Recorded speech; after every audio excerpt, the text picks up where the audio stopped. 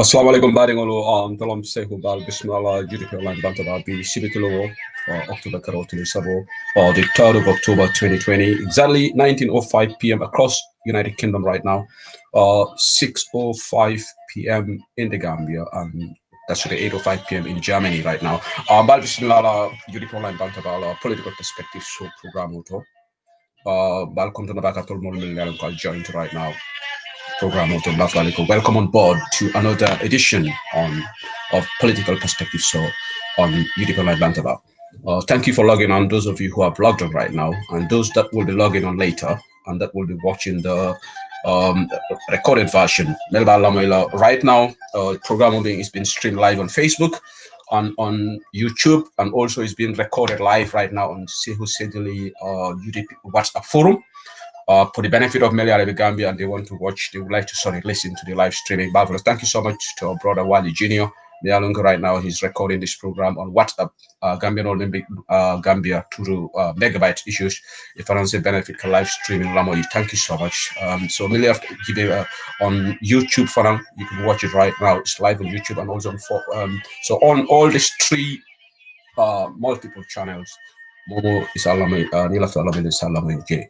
The program of that ilani mansa tala tola comment card that nyaming alama nga dum program kono bismillahir rahmanir rahim funda kono alhamdulillah rabbil alamin mena kachal men sura jamme alon memba be dola asika kachati me alon ko asenta na fa to na fa gambe banko na fa be dola na banko fone ala sikayra ba sabati ndije alama alay tenko sabati ndije alama alay yirwa sabana na banko kam hamumu ku kendol mentina banko alama ala ya kenye despite our political disagreements but kukile wolentol be bind together walam the Republic of the Gambia and the manner difference in the talog namra Gambia dinkendo Gambia lansaro mo be nyonta wulale ka kayro ngani Gambia it doesn't matter moment secondale bije but we need peace and tranquility in the Gambia so wangamira is important from bengo ngani o soro ndol fanan kilin lalu alaman sallallahu si so jata kendala alama hajobe kulura be banketo alama alen sutura ate bete atale alama alen su jata kendala fanan jata kenda is priceless. I'll keep on saying it and I'll keep saying it all the time. Katale for granted for na affiliate ma you lost it ni kurandi late kam wale sasa to je wotumule kalanko jata kenda akuma ta bakele harama di ngote kula kala no nyi dunia ko no man jata kenda soto Jatakonda is absolutely priceless. But at Mariola Gardens in blood, Tilina Alama Ntolme Alonko reasonably I Jatakenda dinner as a continent card in the Mel Master Mansatala Sadila, as a Kurangul Bondikam, Alama Alais Jatakendal. Medwala Fanan Comenka Kinamerek, Medwala Savanti Froli, Jelly Jekuma back about Jero Labandulat, and Benin Dokumina Jam, Kitty Bunda, Kito, Jela Kitty Labambekala World. Judgment of all judgments. Obekela on D-Day. Wolo mote mo nyasotola mo wobi mirele ikungol so namina rek sa alen tara ku meltara mansatalla se kabrul sonia asi school sonia libulu asi so arjana sirmula sila junbol kafrendi so duwak mbokay mala se hudra bismillah juri kon banta ba tay samedi ñetti fan october 2020 pour benen waxtaan bu ñu am fi ci plateforme bi on political perspective so waxtaani affaire Gambia moo tax ñu jóg du leneen waaye affaire Gambia waaye di door programme di ñaanal suñu réew Gambia yàlla jàmm yàgga fa yàlla jàmm bi continuer development ak yokkute mënut a am su fekkee ne jàmm amut so jàmm boobu noonu ku nekk doomi Gambien bugga sa réew dem si kanam war nga ñaan suba bu nekk bés bu nekk yàlla jàmm yàgga Gambia deuxièmement da ban façon nguur moo fa nekk soo nekk doomu réew bu baax rek da nga war a toog di ñaan jàmm yàgg waaye si kaw loolu tamit ñun ñu xam ni tey fu mu nekk ni kontaan dañ dee ñaan pour wécciku am in 2021 te loolu dara bonul si ne kini sa éene pour nga ñaan yàlla may la ko si jàmm ak si yar ak teegen loolu lu baax la ñun doomi Gambien lañ ñoo xam ne dañ gom nguur gi ñoom tamit loolu seen right la loolu mooy démocratie ku nekk loo gëm nga toppa loolu waaye lépp dafa war a ànd ak yar ak teegen yu yëfi saaga du yëfi di sosal kenn wala di wax loo xam ne def ñoo gën a dellu gannaaw mun nañu hold our leaders to account loolu si démocratie la bokk waaye dañ ko war a def ak yar ak teegin yëfi saaga moom dañ ko war a sànni fële surtout saaga kilifa jàmbur loolu moo gën a bon kuy saaga kilifa jàmbur rek dafa mel ni sa own kilifa ngay saaga so di la ñaanal yéen yëpp ak ñun ñëpp yàlla may ñu wér gu yaram di ñaanal ñoo xam ne tamit dañ faatu yàlla may am yermange si ñoom fu ñu nekk ñun yëpp foofu la ñu wax aar yàlla mu yéex yàlla seen sarax yàgga si loxo seen mbokk yi mbari ngolu ni mboto kontondorola nse nga me mola me wulu lungol fanan celebrate la ko men ka nyami ngalan kuno nekata sibo janke la birthday di sibo janke ne Gambia abi UDP ladies corner bafla happy birthday to her and my wulu dun jama celebrate UDP la sibo janke brikama mumi yalon ko abi duku kendo la United Democratic Party dendi mumi yala ko mo fata bake ku sobe dra ka taro woleto bafla sibo janke happy birthday to you on behalf of UDP online bantaba na sister men fana be Denmark Mona Sanyang ate fana bafla happy birthday bilati la wulu ngoti happy birthday to her ani momo yalan ko bima la wulu ngoti bari intema kala muta bafla mo be happy birthday October 3rd 2020 mbari ngolu mbel luntangol sotla janyato do mandi men kata Boubacar Sidik Jammeh ti amanke luntanti bantaba kana janne na nyanta ka chala bi join sometime later in pareton analysis la te binala janne jalang Bakar Fati fana ka diam formol to mo jama kala diamo moy atebe Senegal le bari molo mi yalan ko ameta diam la Gambia political to Gambian Senegalese holam a Gambian citizenship sotole wala tena ka Gambia ka sawar Gambia biata fana bigala na lontangoti but at the tail end of the program around 9 o'clock atebe join Boubacar Sidik Jammeh may join around after 45 minutes so then Boubacar Sidik be analysis starla so at the tail end of the program alaji Jalam Bakar Fatim vome yalan ko fama alom na Alpha Lemati ani fama alaji Mustafa Seydi Lime be Dakar tero lemiti ifaranka diamu ika duwake Gambia bake be tentola bake fana mena la janka kacha banku dingoli ay Adama Barrow lonne ani ameta Adama support la le fo berin aya jibe kol bukata kurek ate fana mbota Adama support to say anding aya ka diamu forum to le bifa be diam la komo kana Macky Sall di Adama Barrow compare man tra ko clean to fam so I take a just all the jam. But Janabina, we have a lot of things to cover. Badimolu. I woke up in the morning. I've been very fiery on Facebook. Nga post Jamale Safi. Nka fama Safi rola bari bi wultala I couldn't hold back. Meme keka na banko kang. A kamfa waratale. A dimit na warata. Bari alinga munya. Alinga sabari. Dimit na man tambi nyina. Ifan ye mome makoy e dunta la koto ye nendro sota la koto dolu bi je la last penny o butut wolo me musu do la moy kan WhatsApp audio to ko lu mena tebita carte o fayla ala last ko do me bala kalpe o kono ay wala ta pour que taxi jo just pour que ta ka voting Adama Barrow anu ñi sifal siatale bari bi o muso jikla tayta bi mu nebe ke kan Gambia nyaawalo broad daylight kamul juso bonni Adama ba tandila ko 1997 constitutional me alon kon tollenga makoy Gambia dingol be 2016 election Gambia dingo men registrata Gambia dingol men registrata election to 886,575 mo wuli keme sey mo wuli tang sey ani woro keme lulu ta woro la ni lulu registered wolle registrata pour ka karto fay but out of this turnout just 59%. Turnout wasn't good. Hani 60% keme ama hani taworo si mol men fundite tata karto fay. Turnout was 59%. Akam to 59% wolle fundita out of this 886,575 wuli keme say wuli taw say ni woro ani keme lulu ni taworo wala ni lulu wolle registered men a sutata million lan but only 59% keme tan tallulu nin kononto wolle nata carte funti ka carte ka wake ka carte fay bar bari nyin carte fayda Adama Barrow mi ala telon coalition odi ay 227,708 mi ala ko 43% of the votes I also 43.29 exactly Yaya Jammeh 208,457 I also Mama Kande 89,768 so Yaya Jammeh got 39.64% of the votes so ni akorosi Adama Barrow Mayor Cindy is just a margin of about 4%. But it first past the post system. What be simple majority. What first past the post system. Hani mo idan carte kese kele narek atelebesilo. But imagine I jameda menna is very small, 43% and 39%.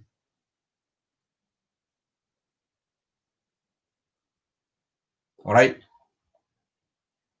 maybe 5% margin. Or 3 is actually, let me do the math, it's about 3 point something margin. No, not 5%, 3 point something. Very small, infinitesimally small. But what I to extend puruka Adama Sindi. Adama ne karte wuli tani sei or tani kononto. So munana menim background dilala. Majority of Gambians near Krosi, near 39%, 17% compare.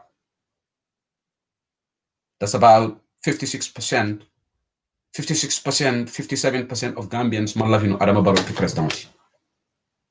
So majority of Gambians will malafala because near Mama Candela percentage add, and the Yaya is about 57%.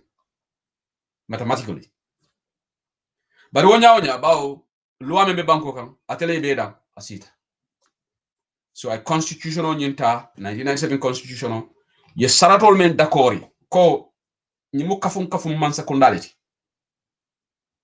Kangol le lata ko forol le sita nyokam ye kangol forol me forol la de because Gambia mobe ke fon commande forol la.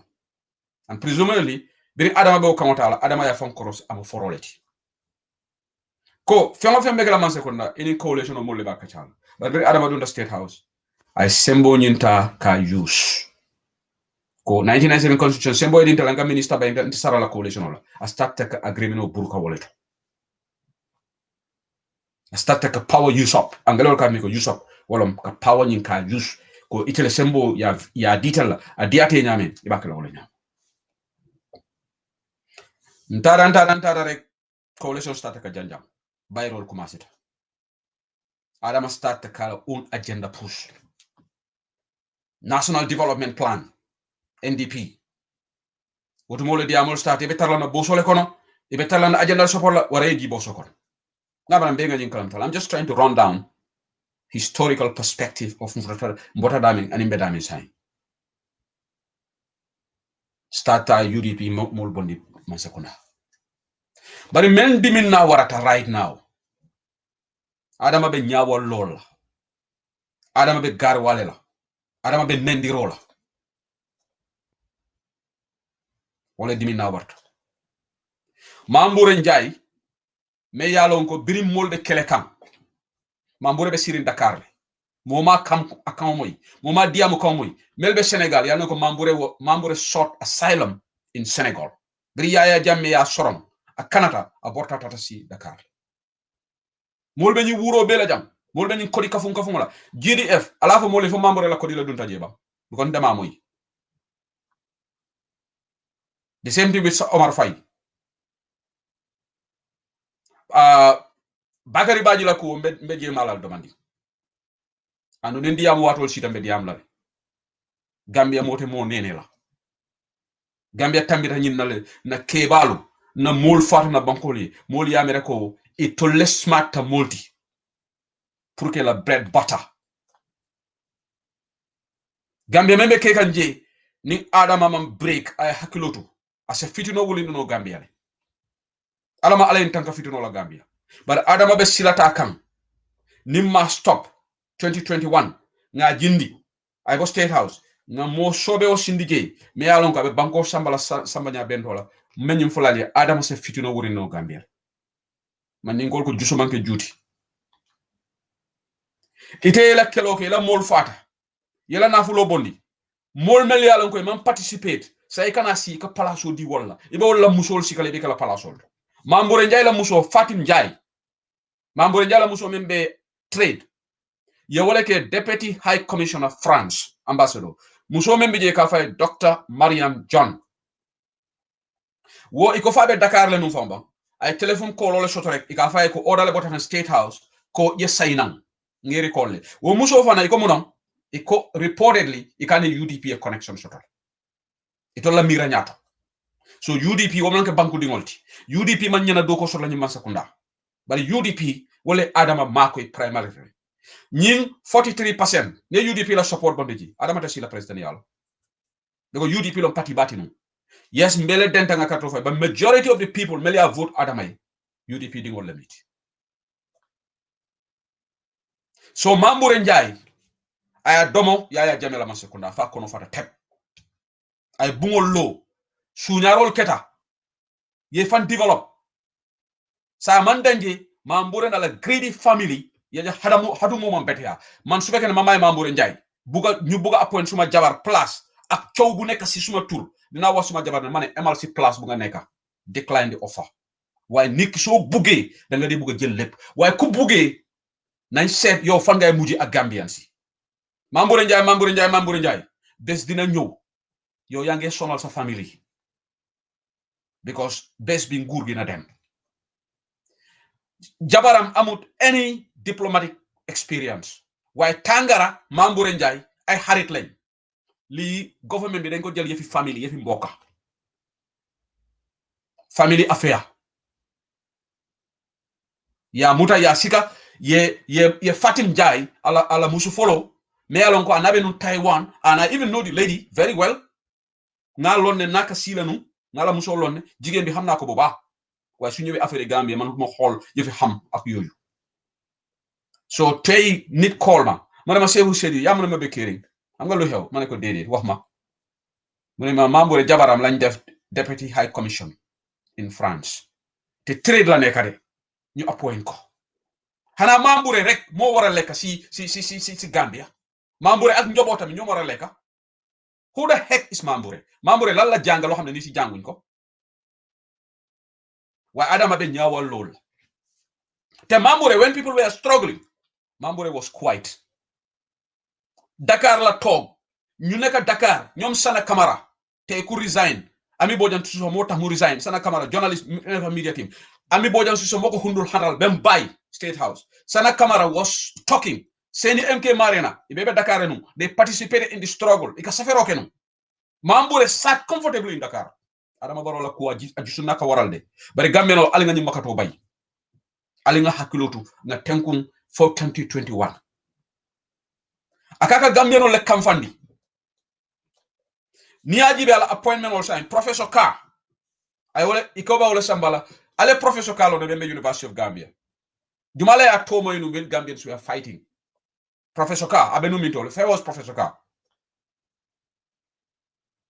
tay aka palaso di wolle wala na bi nga safaro ke na Facebook ngo mol ke fa wurin Adama Barrow ñoma jan itol mu kilo juto sama tolleti ite sonna ba Adama me faali ni ñum fo pour nga Fatmata dans la programme la mayle Fatmata e toñale fo bari binale ba fo la kon tolbuga Adama support palaso la be fania they are not important iketol useless as attack dogs pour que Ousainou Darboe attack UDP attack but ning Adama be consideration of palaso Bakary Badji was APRC's youth representative at KMC.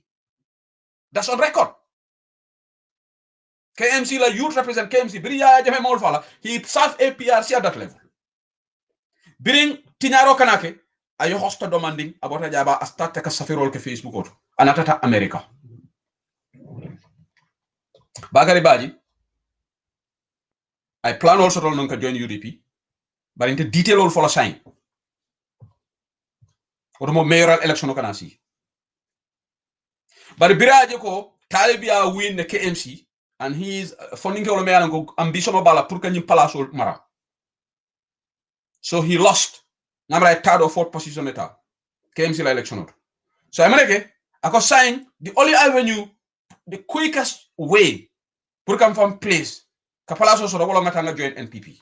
Ba UDP yendanne talibiyem bude KMC le manta no lota independently so ngata jo nga fo jande many times even before ka minister ti yeah I birani ngale kacha soto ya promise ko bakala youth and sport minister bi I got this information somebody within them told me it all MPP da malle kadiyam nga fo jande 5 months ago alta banda bala video I said Bakari Baji ibatela kala youth and sports minister and I joined it purposely niata UDP le power at a join na NPP you know opportunist told you know opportunism you ask it is convention even move la from one place to another just because of person but Gambian because of our gullibility yes he is good this is the best position opponent Karana if you don't have integrity ko Bakari Jammeh Benjamin Central Bank meduna wala kotole Nyomin Kolu today I'm proud of Nyomin Kas Bakari Jammeh Latin I'm proud to Nyomin Kolu labi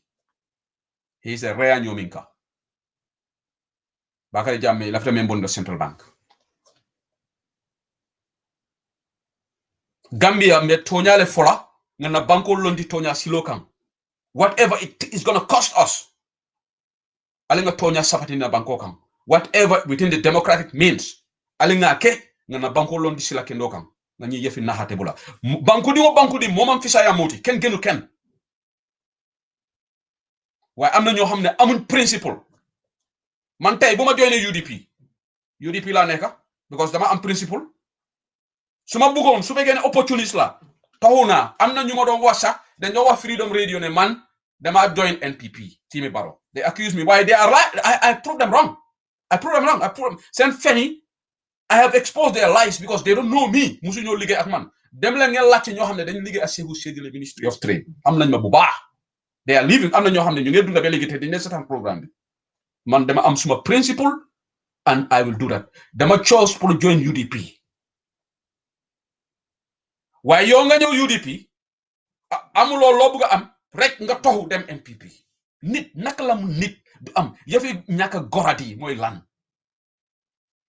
Mambouré ñoom seen groupe bi comme lu ma wax ci Facebook bi groupe bi fu tooñu tak gang c'est Omar Faye Mambouré Ndiaye Sidi Ndiaye ñii la du la diyaata rek iko katala fu tooy ñu tak gang ñi commandi wala this foreign minister Mamadou Tangera the same Mambouré Ndiaye these are mafia l'homme bi itolle mere ko itolle tamu Gambiati e president so do ko kutum kan nolom is very very annoying bar ali nga munya ala ni munya la lom ba adama ko akamol le kam fandi say so melbe wur la jaay sparajam atelier ibatolu use kan maybe ni be palaso dilalla ibita dilalla tail end la but place kumal be di kan right now ambassador to Brussels Professor Ka il a fait la sambalaji right Papa Njai for the same thing Papa Njai is a big opportunist Papa Njai wanted to go in UDP he even contested in the primaries lost to Talib mu join PPP from PPP now to NPP moom dem Nigeria he is going to Nigeria Papa Njai Gambia alinga mol daji ko crossi opportunist tol alinga shoote ba adama bala ñim political expedition o menna wolom mbadu nga mol tanga palaso di lay saje se carton fa ñim be mo carte ñi ne rawtide ala ñi reshuffle ala ñi falindiro is just 2021 ala ñim bere lalu abe ñi mitio mena baseten ay menke hakalan abemu politicality fenta koma sincerity tije munan na adama man ñinke 2 years ago Gambia al nga tonya fasa wala nan ko dim ko ngam la may kam pamuru la programme la ay même fo wolon tonyati say fo ni mu UDP de place sur la ñi man sa ko naba so UDP man ko Gambia di ngoti so ye ñi nekk jam adama start ko bayro ke ala adama la electronic broom ala fitaro ako dulal fita ñame yalla ya jame ka fonu ay electronic broom sotol ka mol bay ka tu mol bay la adama e secretary general gelle bondi bira sita sanji nani yaya jame fo mo record soto ay Dawda Fodera le follow appoint aboto Habib Drame aboto Ibrahima O Kamara sa meyal go bi wolo ambassador to France Ibrahima O Kamara Mohamed S Diallo keji Mohamed Diallo ay wo bay ay Nuha Touré keji Lulu Secretary General Lulu within 5 years sa Dawda Kairaba Jawra sanji tan sabale ke Gambe mararol anamana ñu sifak anu rumors be kekan ko Nuha Touré fana lafta bondila le abasamala India so nay Nuha Samba be kanta Secretary General Woro civil service reform be kala no nyaadi civil service be falling no nyaadi when you keep changing Secretary General just like that because Adama Allah be menke kam Yaya Jammeh nala Yaya Jammeh ya I'm a Secretary General Lulu Soto in the space of 5 years, 4 years. So Adama Mala be menke kam. At a constitutional power about abuse kan just because me mo falling continuity waleka reform waleka productivity samana. Ibe mo gala palaso tole ala plan of action samana ya time diala. But I make just because itela interest or you have a political anumbe dona jele kombonkolo mina jele. Because Adama nyabe lorin kombo leka right now. Kombo virtual theater woldo. Adama si da sanjim nani. Say na mina kombo kol hatila. Wala na bois sedi. Ay bois sedi ke governor ti. Wofomo is a wrong full appointment. Mbedu no tole. Adama be manyame na Gambia. Nin Gambia no meli yalan ko lafita banko itanyaro. Mawuli. Abe Gambia malalale. Bare Gambia momo ka ba malale telebe funtila Yaya Jammeh lafta Gambia malala fela hayna be halakiri equatorial Guinea and inshallah Adama Barrow ila ñi ngani ya jawlu yemel soto Gambia nolye pour que Gambia lang molle la mol fata deysan solo sanden le solo kurumale Femi Peters le Nogo Njay wol man kendaya Sukay Dahaba wol man kendaya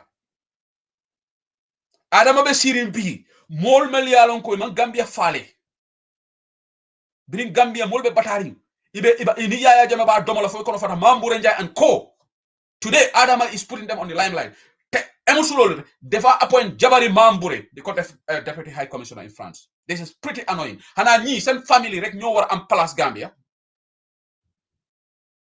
li yefi yaba tela taxi jigéen ni ci bopam amul any diplomatic experience koku trade la nek xama lan la mo liggéey trade xama ban qualification la am waye jigen bu fa nek docteur Mariam Diom ñu ne ku bax la ku mun liggéeyam la information bobu lañ ma jox waye Adama Barrow tok rek moma Tangara ko jisuma mo fala Mamadou Tangara abe dayri mota diam kam moy la ñu lebe Gambia tinya kam but you know you will have your day mark it today is the 3rd of October Mamboure Njie Tangara Alhaji Cissé alballa lu ngo sotolale inshallah da ngeen am sen bes nak. If you think Gambians are joking, just carry on. I'll see. Gambian mola taro. Gambia alpha albatata mena. Kilifoy Gambia den sona Gambia ingen fogné yena mom Gambia. Do len wax de way da ngeen am sen kabudu, sen groupe. Way ñi bay len ñu wax, ñi dañ toy ñun ñu nekk di enjoy. Best dina ñew inshallah. Xawma dina la fekk ma ngi dunda ndax duma dunda. Why you will have your day in Gambia. Take this to the bank. Mamboure Njie, you will have your day. Alhaji Cissé, you will have your day. Mamadou Tangara, you will have your day. No days in the diary. Inshallah. Duma yalla de. Duma yalla te duma dara. Why deredi Gambians, deredi ñom solo sande. Ken du ko tiaxane. Solo sande mu don gina. Tangara was at UN. C'est Omar Faye, mu don tok America. Solo sande mu don gina for this change. Adama Barrow be Mamboure la randa ko.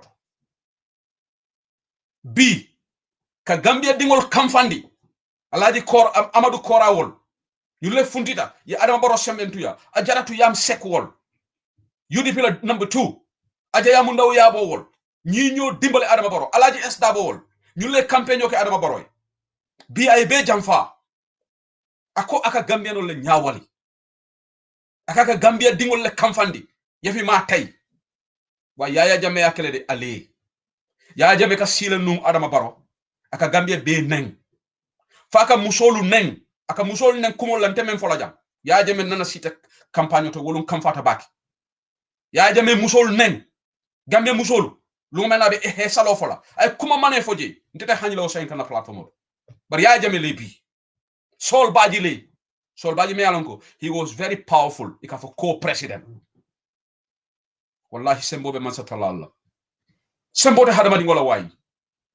Ni momo ya mer sembo be tella. Iko ka power abuse. Saddam Hussein le. Sani Abacha le. Sani Abacha me alonko ay Nigeria mara fo mo buka hajanya. A country like Nigeria, General Sani Abacha, he was very powerful. Samuel K. Dole, me alonko ka minister muta ke sama firing squad ke fa. Because I atemereko power battle level. But I jibe alabanta nyame. Samuel K. Dole jibe alabanta nyame. Ana boro kaka Gambiano le nene. Aka wane faka fo Gambiano le ko mbal solo momo wuli sabala. O manke adama la koditi. Adama mo kodo di molla. Ye kodo men di banku di molla. Thank you Nyanjai. And I'm very happy that Nyanjai mo kelineti me alon ko abe sirin Gambia abe dianka abe tonya fokam. Thank you Pa Modou Bojang. Abe Gambia abe tonya fokam. Atol malla selfish interest je. Al malla posol je. Gambia mol membe la posol je kan. Itoli amere is only about them. Ni lorne ando nga nyo sutel. Bimbel la moy kam Demba Jawala ani Nyanjai. Nyanjai kumo nedi ngayola foji. Gambia nga chahano bula. This country, we have to put it on right footing. And all these greedy opportunists, we need to identify them. Nielo. Ku xamne yow sa janga oluna do dem di dogo place mako wax. Yow su fekkene yow sa janga oluna warlo dem di dogo. C'est a failed government. Why would people praise Bakari Baji for joining a failed government? Bakari Baji, when he lost the elections, what did he do? Mama Gruba mi dem denkane sen bop Adama Barrow. Because dafa gis ne that is a shortcut pour mu am place. Because Adama Barrow mo nek ci nguur gi. Te yow nga ne nga janga, yow nga ne nga am mun. Nga gis government bo xamne mu ngi daanu, government bo xamne dafa deny the rights of Gambians through the draft constitution. Just days after Bakari Badji gis lolu mu accept ministerial. Bakari Badji su fekkene dafa am integrity ak principle. Dafa wone man duma sab in a cabinet bo xamne Adama Barrow dafa disenfranchise Gambians. Gambians lañu waxante dega. Where does Bakari Badji's principle lie? If he is genuine about his principle, Adama Barrow at his cabinet, at 23 MPs, disenfranchised Gambians. Couple of days later, he accepted a ministerial job from the same person. And Gambians in Taga. We are mediocres in general, Gambians. Not everybody. That's why we contribute for tarde. The same people who were clapping for Halifa Saleh, that he should not take position in this government, started clapping for Bakari Badji. Sometimes you don't know. They clap for Bakari Badji. And this is what Malik Ali Singh wrote in his post. They said, yes, Halifa Saleh did the right thing. He should not take position. But you said he should, this guy, after the draft constitution was rejected, 116 million thrown into doldrums. CRC chairman, all these days, Mungam interview. They explain. These people work, they toil hard. And Justice Minister, they now turn to Tay. That useless Justice Minister, Dawda Jallow. Yes, I said it. He is absolutely useless. He is crap. I have no disrespect to University of Gambia, but he is one bad product from University of Gambia. I disagree here with Wandifa. You know, this is the problem. He could have the knowledge, but he lacks the integrity. Dawda Jallow. Dina ko tontu tay amna wax bu wax National Assembly mo ne ñun la doon tontu. Dina ko fenloo fii si plateforme bi et dama kumoo dunkutol yow léegi nga dugga si nguur gi xamuloo démba xamuloo the trend of 2017 2019 te ngay toog ne Gambia government ñoo finance that thing loolu fen la maa ko wax te if you want let's take another debate. You know what, let me give you figures here. ñun dañ dee def suñu research. Dawda Jallow, the Attorney General, you lied at the National Assembly. Halis Bobu Nonu, yes, he would have funded it. But European Union gave Gambia on December 19, 2019, the Malana of factual data and give you a specific date. Bantaba, ñun dundé chaahande. Ñun neku ñu nguri Adama Barrow. Ñoo xamne xamul lu ñoo def. Imalo be menke kan. Ñun bala ñu ñoo ci platform bi, we do our research and give you the reliable information. So that kenn du ñu mëna wéedi ci lolu. Nit ku responsible lolu ngay def. Dawda Jallow, let me tell you, on December 19, 2019, European Union then Ngurgi wired, they transferred the money, wired 22 million euros, which is $1.3 billion. And prior to that, they gave 77 million euros.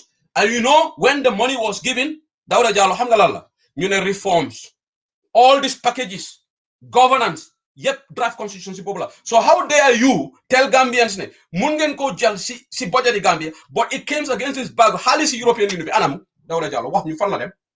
European Union, they gave Gambia 22 million euros on the 19th of December 2019. So fekkee ne dama wax fi fen nag government bi génne ñu fenal loma. I will embarrass them because I've got the information. Million muwannin fula euro yewole di Gambia man sekundala. Iko prove na constitutional, na economic reform, na governance reform sol. Dawda Jallow anna sanjo and the list is from our budget. Well, you receive money from the European Union. You get 77 euros. You got what did you get? 99 million euros la European Union wired. Date wired. European Union announced then transfer Halisby. Dogana se arrange si Gambia government. And one of the reasons you Mylan prove reforms, governance and everything. So invariably, that money came from European Union. So what you are talking, you spoke mumbo jumbo.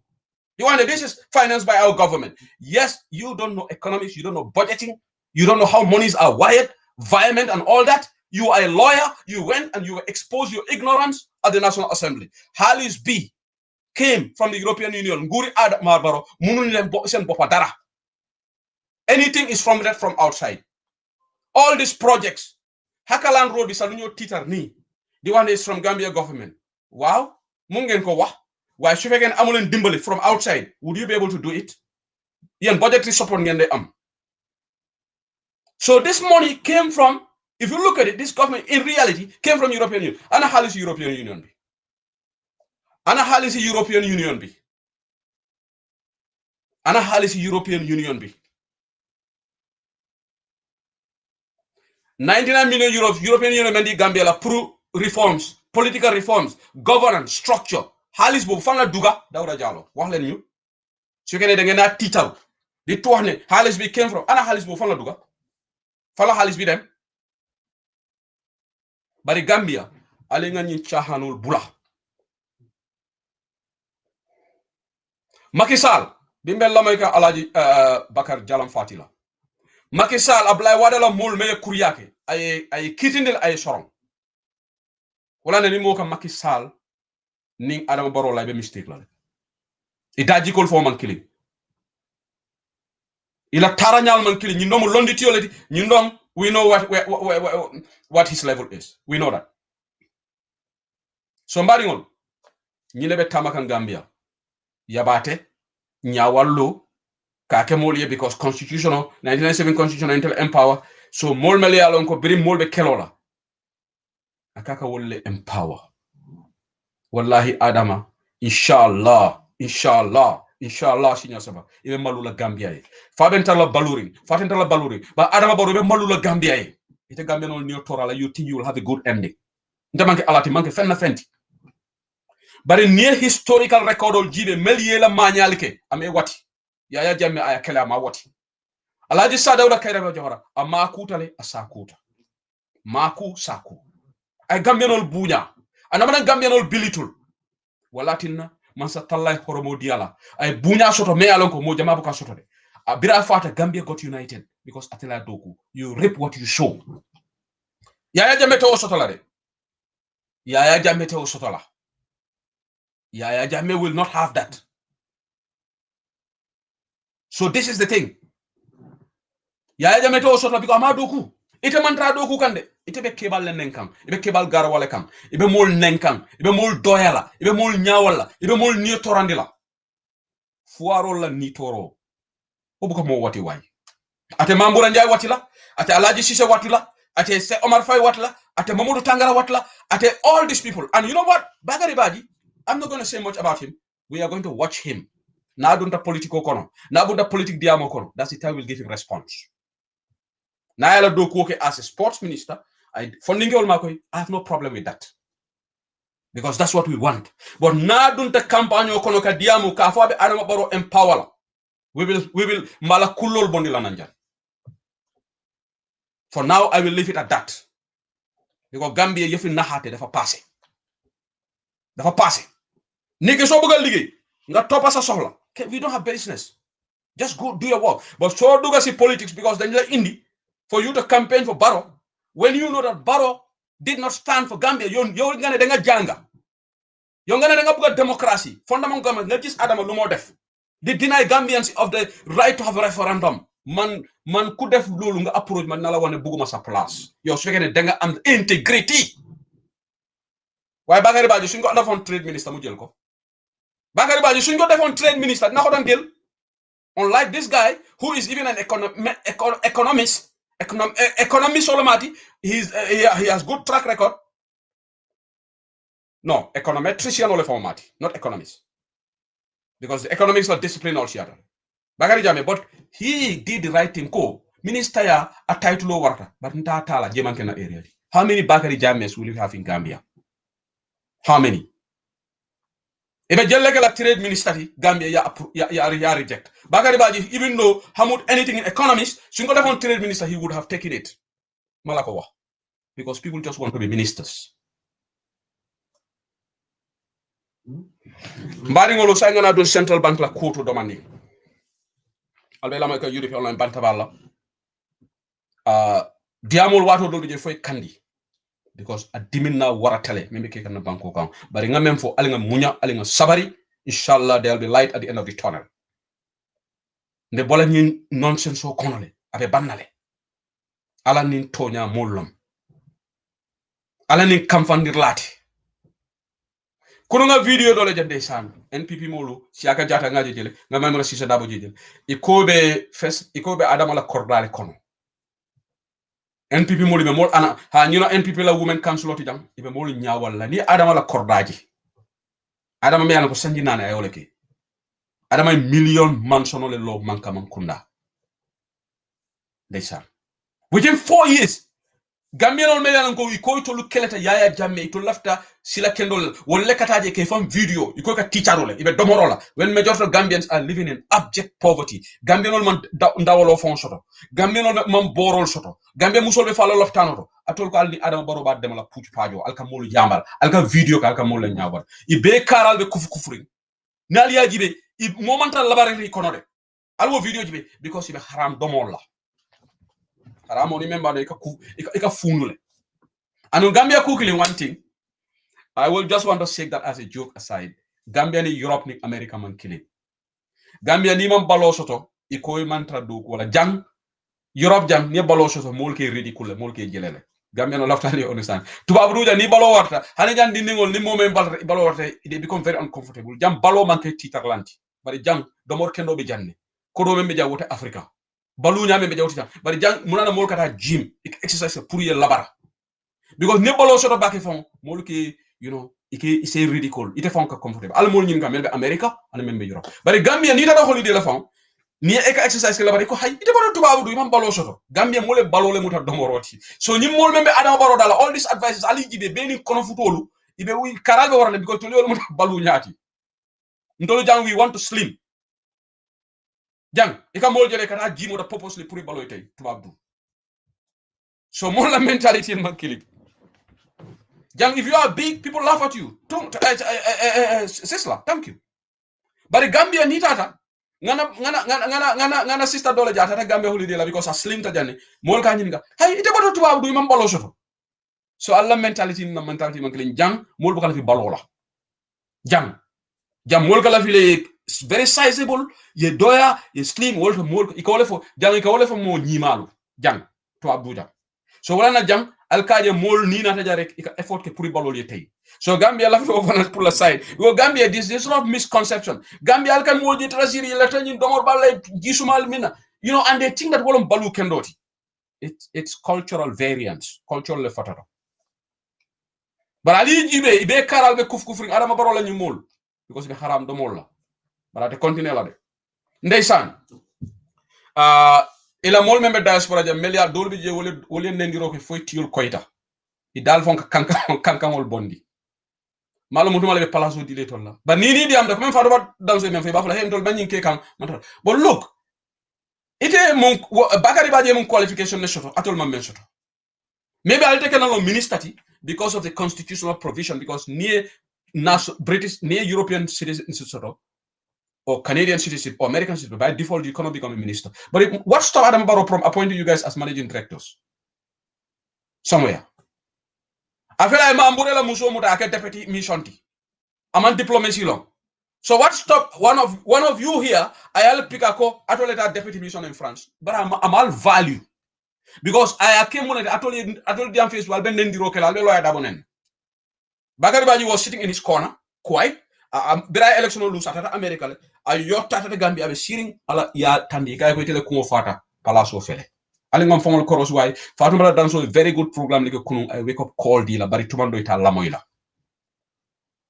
Bari walbe la make a European line bantable. It's 9:51 p.m. in the UK right now. Let me go to the part 2 of this interview. What about the central bank la difficulty? Looming crisis at the central bank. It's not a legal crisis to come and nyanja funyami. But crisis lom me alanko Adama Barrow la incompetence le tandi Gambia. Knock muntumale modol be jela. Nyimmalo man wara president na decision tarek ala decision ka wrong. The highest office of the land. Office of the president, more 30-something people. How many advisors? Secretary General Noah Toure is highly educated. Nalamin brother. With wealth of experience. I do go to ECOWAS. So it have a London problem to get. So with all these people, Munatin na Bakary Jammeh yunu malundi with the Central Government Act. Jumale Adama advice ko ate sembo sotole ka Bakary Jammeh la contract ko ka boa sedi kede. Anum boa munat na boa ma mambure advice. Because boa no central bank. Boa work at the central bank. Boa was intensive care. Boa went on secondment at IMF. I know Boa City. Ndole bota lamin. And when you mansa kuna palasol ka kenyame, Mambure would have given a tip. Ko HE yola buga def governor. Come on, I work in the system. I don't know how things are done. Dole mamuna explain anything about the civil service. Lo xamne man xamoko. Central Bank at Yaya Jammeh Musa, Birabi J. Jammeh Musa. Wotumo ateka Central Bank governor bondele semata because bari bring government nata il afta ñi falindiro ke da ñanja ye ñi explain brilliantly pour que president sembotara because Central Bank of the Gambia should be autonomous to babol ka ko autonomous amanya na political interference sotala dunia dawda le banko de banko la Central Bank na nafulo ka tara damen amanya na president o si rek ay governor fay because akamuneke banko sembe mali ka fu ko stock market solbe damen melbe America. Do you remember Alan Greenspan, that famous chairman of the Federal Reserve Board of the US? He was there for a long time. He was highly respected. Now Diam Tarek, the Markets React. Ndolajan, the governor of Central Bank of England, now Diam Tarek, Markets React. That's how important governor of the central bank la position of the wala na moma ni nyaton koma wula nyana wula. So central bank not brilliantly acting in falling. Iko jani president obe Central Bank la governor bana ibe tribunal la set up la committee woli dalilo jibe fo dalile kendolo be je fo president no woli ya recommend any sita president man sembo sodo but Adama Barrow clueless as he is wala na kurunga message jogle Ibrahima Sila la funo aman jabi de bring letter of funtu nga kiya nga voice no blanca Ibrahima alla man sakunda every time alkamul le disgrace alma no alkalte fonyola nyimmalo waratale diplomate be Gambia, embassy be Gambia, student be Gambia. Iko State House doesn't know what a bunch of people, man. Ami Bojan Siso should come out. I explain more lemrekera. Pamudu Bojan na sister. Ami Bojan Siso. Bi pamudu be Antonio la konga la sister bula. How many mistakes? So Adama man sembo soto ka Bakary Jammeh bondi. Barinde san.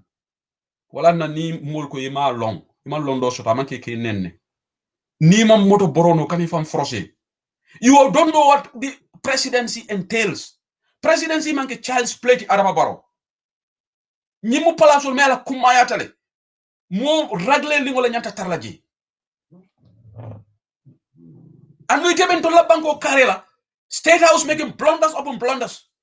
First, is it not embarrassing? Governor Kanake, State House correct. Where was Mambure? Because Mambure Njai is incompetent. Let me tell you guys, Mambure belongs to the people who just go to school and pass their exams. in my view, he's not even a good economist. What meaningful policy has Mambure Njai brought to that country? Me alon ko kafu nyimu Mambure la baby leti. Ala fonye ba. Mambure la intellectuals kanyi sawan ala fonye. But you know why? He is very good at dogo. That's why President will need inaka comfortable. Because dogo lalom.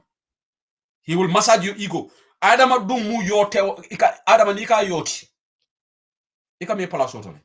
You massage his ego, you will be there for a long time. Because Adama bukala fi mome yalonko ika londi sila kendo kam. Wala nani Amadou Sane manta. Wala nani Lawyer Dabo manta. Wala nani Mai Fati manta. So this is the thing. Gambian holu alinga singa na bankola ko gesto back. Gambian holu alinga singa na bankola ko gesto. Because membe keke na banko kan adimina warata back. Adimina warata lede. It is very sad. So central bank ko Boubacar Sirikula joint ndebe analysis bala dem ngana nga bula. Boubacar ila fenko ni maybe ya camera ya adjust. Ikumobe mabole. Okay, that's better. That's better. Okay, thank you. So Mbalingolu, I will I'm disappointed Boa Sedi la na brother. Disappointed la kola baki. Some family members have called me. I will not mention their names here. And Nick Kachatale. Going to Ibrahim Silla Male. Ibrahim Silla is very close to my dad. Ibrahim Silla bunyame ni hormo ben na tema anisa will be but what I think I'm Ibrahim ma platform to them. So I'm not going to spare nobody. Boa Sedi had a parliament and he started defending the COVID-19 funds, more allegation of corruption TJ. And that's disingenuous because billions of men in the COVID-19 health. But you are you are technocrat, you are the permanent secretary. Adama Barrow, Mambure Njai, Mekuma Kilimfola, Alnane Mambure Njai la tata interview la platform to Gambia, ala fonni. Kabiri Mambure ke minister di, inane interview Fatu Network le bang, inane interview Ker Fatu le bang, inane interview membe Keri le bang, platform la tata jai one-to-one interview ke. Mambure mune dafa fogne mo gen niti. Mambure doesn't go to any interview. So he was using Boa Sedi to go and do the interview. And Boa allowed that. Boa is a technocrat. You are not a politician. Tell the minister to go and do his dirty job. Ibrahim Silla kala interview kele. Alge Ibrahim Silla la permanent secretary jala kata interview la bang. Ahmad Ba. Anala Kumbia fonga kata media face. Mambure, who is the head is Mambure, he will not go to platform. I am not brother mutaba manipulate ka. And let me tell you one thing. Mambure jani momo la doku diaterek atele kumobe kam. Ade use lale without knowing. Either y'all on the conscious to conscious. So I need cozy relationship on membaning buate maitole yalon. Imoflo yalonde. Because let me tell you some historical facts about Mambure. Medana jele. Mambure ning Serin Cham, there is one economist that I used to work with, the same level, when I met Dokola system okono. Serin Cham, very smart guy. And in Mambure Mambe. Yeah, body system okono. Mambure nani momo wandia hani jamela time ke bayni. Aliamo sabali la sabali afoja. Lamin Kamara même permanent secretary biringa nata. Mambure yolo follow bay. So mune bani Boa Sedi tema, mun diale bani Boa tema, fo Boa be Mambure recommend la yake governati, even though the act doesn't allow it. This is where the variance I have with Boa Sedi. Boa ikarantale. Yes, intense yes secondment IMF. Alal fongol bunya ni palaso. Ni Adama Barrow get trade minister ti. Afay ko jebanke la discipline di ko Bakary yake nyam. But I bet you would take it ni yake trade minister ti. So maybe amo dana jamen na nyomin ko men kata Bakary Jammeh mba tentula mba jayila kunum Boubacar la video ay men fo jowolon toñati. This guy did very well at the central bank. Central bank la image ay la balance de enhance for Adama Fonko is the best government so saying mina Boubacar bulala I would la senen muno Adama la riginoti kanyim falling acha bismillah Boubacar Sidi jam. Yeah, sorry, guys. Thank you very much for having me. You're welcome. Once again, guy, ka better what more than guy ngana nganyo kachan the phone. Ko kata nyami guy ibe kata ku. So better la kami kanyin dol kamol kala mutandi. Ka joko Adama manke masa ko dar me ko molnyande nyaka silala. na ma nyata kunto abe mantura man dila Gambia la sembo war la bak abe na ficho la jahasi ka nyoko na sama no ala tarambulo manke banku din kendo la tarambulo bari ite nyata na mo kendo ifo nyin kanta fo jahal kasilen ka fo bari abake teram bake fanan kaje ake jahal barate ate terana ni ya korosi kende ke ya la mo jibe mini babala ya jibe wol mu ngane si fala bole pour Gambia wol na mana ngane so Gambia mi ko ngane kendo la najel wol fofo ne Gambia tora wol ni wala kake so afana wala tay tibala so obviously wada mala bolata la karola najel Bakar Jammeh ko jaja tenga ko nga stress ba ka fa fo nga video bonda jama mu kam fonke wa sila nya waratal ha ndolbe ben janne commission of inquiry jana commission you know Gambia no sa yalla nganyina junal ba jana commission tamre jana ale Abdou Kole moy na Central Bank William Jammeh ya Jammeh law badiwni William Jammeh captain mala ho menamba afonga fuja kani pick up kata Central Bank pick up troko ani mbotol ka kodo keje ka yala wo fon ni emira fo le camera talental wala ko di bara ketale dum Abdou Kole bu Gambe dingol anyama mama kurang on dolo min famman kala pajel bari ay ho ala wo ket mol kana ka karike so safa ka million Gambe be siring mole fa ka lopitan oto yimbe kala ni Central e ko ñin ni si wala ba fa ñin tunga ñaka ñin si wala ba fa ni tungoje say ngañi faranje butu a ñalo ñin kenno ka mera ñalo la kande ha because kula fana min ko to dum say ngabe am ba beñu folal dal because man la fi kañin ta into details no fankolte bari fo mo si sobi demanding aje ko le bi la fa ñi men approve imeta normal donc one of kukilo o aketa banklet nta bank ni to fala bari banklet mi alan ko anana promotion no commando ya jamela jamano la bank la fa boyla masa kunda e buledwa ko ila julo ni ila bad loans membe julo la no bank la no atara fo million kema wor 667 million kema woro taw woro ani woro wala wala julo wala bank so bank la fa kata underground comme katinya masa kunda auto ya jamela masa kunda buludi koto hay ay bail out ay ye 967 million dollars yola pompo banko nyinto million keme kononto taw wora ni warawla ñu ko bank pour ko bank ni ka niyo di ala kotangi sa andare ke Gambia la bank wakadan to le nyaaba ku bati ko bank nya do man fo say keta bank ku mati say they are making profit say manke tiñaade say ka professeur say wota kono ya jame ku kendo ko dal nak say ñing bari ñing ko masa ko da ciapat bandi yon nata sapita e ñalo di banko ka Macky Sall burada wala fala ya commencé ka lafta ana la groupe Alun Sall yalla lañu Sénégal fa wala fa dina ko lafta Amadou Sané kalam dal ya try e ko la fa ko hani ko nyinta mala nyim mu say nyim mum fo talt fo nga nyim bondi bata ko ngake banken doti mbes nyimbe kala Gambia la nga ñaara hoti projet ko nga no groupe nata abe ka bu barala ni stera nyim bandi yo la balata e kay ka pare nyim bank senna bank mi ala ka mantra batari lu jawol tal abe profit maker aka moni wafi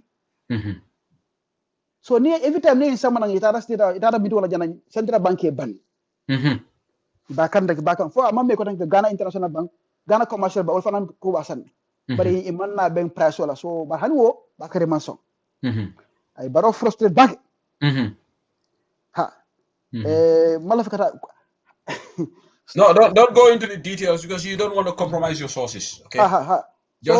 So nyimbe msafo bakare be loru fenna dato. Bundale kale Gambe ding wala Gambe de men kalamuta mbo sinola. Bari nyinga lawo bunda mentenu mbe wulale bi nga dokoski am ko bakare biata bala jam sam. So ibenyin kolel trakan kanyum mol bondi ni bundal to saye sila mol samanan aja mambura ni bois fo bois la mbang ite ala no ite kaye men fo jarek mambura te mobula lañ place ora e kala boy te for nothing hani mambura baga tere kan sanke hani fofo den kira kalete ay tinyal fofo den kira kalete lunga manyin like nyim man kala typed ha ko nyim tonya molti aja wala na bringa mo rek ki joyen fara ha ki joyen fara ko Abubakar ala lebe Gambia ala lebe mfasa kam yaje ninyi akko tijeni this act of that you cannot remove the central bank governor without setting up a tribunal afele denun ibe men kele bolo kele just come a cabinet position ma beke kanyame but thankfully this act is there and now Adama Barrow I have found embarrassed to the wall Boubacar yala ya fanya wala fo ndefo jalo ko muna bula ñing fonko muna bula ñing art fonko la je mo do wala fo ñing akka je don't understand because ñaaji be it's like a miracle no yalo ala lebe Gambia fasa kam but Boubacar mankeda this is lazy ñunu bu ko research ke ñina tole fonko this act of 2018 is there it will call it bronco president is aboni non lazy thinkers will lebe ñing Adama Barrow bala they don't research sani but mamere is just laziness there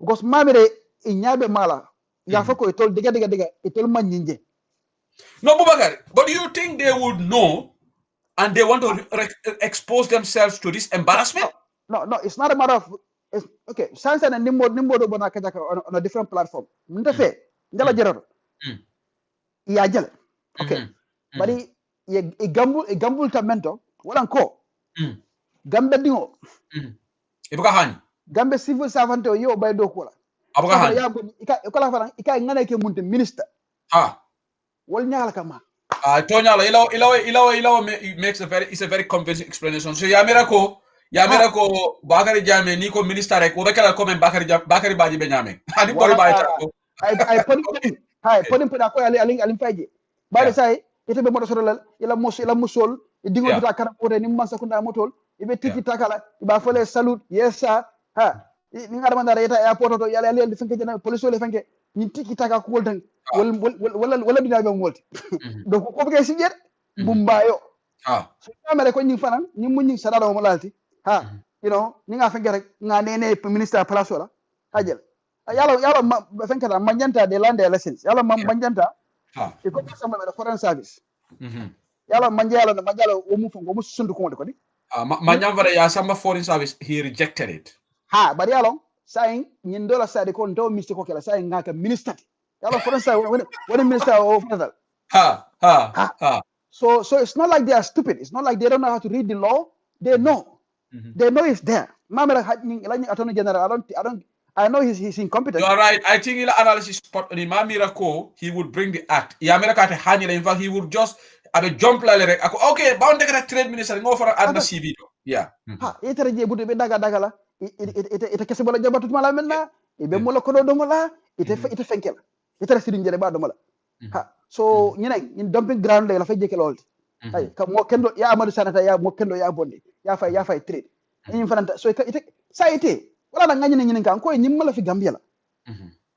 And I don't care what kind of explanation you have fontaine la no la ko ñi la fi Gambia because ndol men kan to la kayro ndol interest men ko protect ete ko ñaatol jela say commissioner men mutay ete ko wala mo ken dol how is that possible ñim masa kunda mun ñim masa kunda lo ngo commissioner ko di commissioner inquiry ngo TRC ko di then ko mu ngo constitutional review ñi sabol la fo mañina fo no ba de bigini tonya say ite ñi sabol beta yabe ke jawot ikasi ila bon ko ika jele naka TRC la private aka jele TRC la ame respect ame mu defendi ako wal ka kano la fa jaboto wal de exaggerate iman TRC mu defendi jana commission mbela na kedo e ko Tarik Musa kana mamma say fele say Tarik Musa wala tela mode ye mo la naka covid-19 ko ta dala say yulis kima saba yaadi Tarik Musa la pour motol man so la motala covid-19 man sola moto la bi man sola moto sama yemmo la da yaadi Tarik Musa la inen Tarik Musa bala ko la abe sirim Dubai haje ambar sama ñoo xana sirim jana atudo Dakar bela Mumbai la so sa ye terasi kense yandi ye jana commission kense yandi yemmo la constitution ya ken sa itela sa ndola ñing cenya na faale No, ken me wala fogan sai. Nyawali lole be kekam. Yefi ma tay. Adama be wala kekam. Ha. So sai banko jaw sai ni nga bulaten. Abe banko din kendo be kilin tombo na jana faye be bam pak. Yeah. Ha buru ngasi mbe banko kan bare manke fente.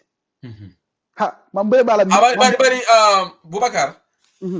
Amena dia mo men fola jalla fa moli na statement ota. Mboka la fini tribal call la fanka kacha. Bari Gambia be temomento ko dul bi jenten Dakar la. Adama Barrow systematically aka mandinko le target.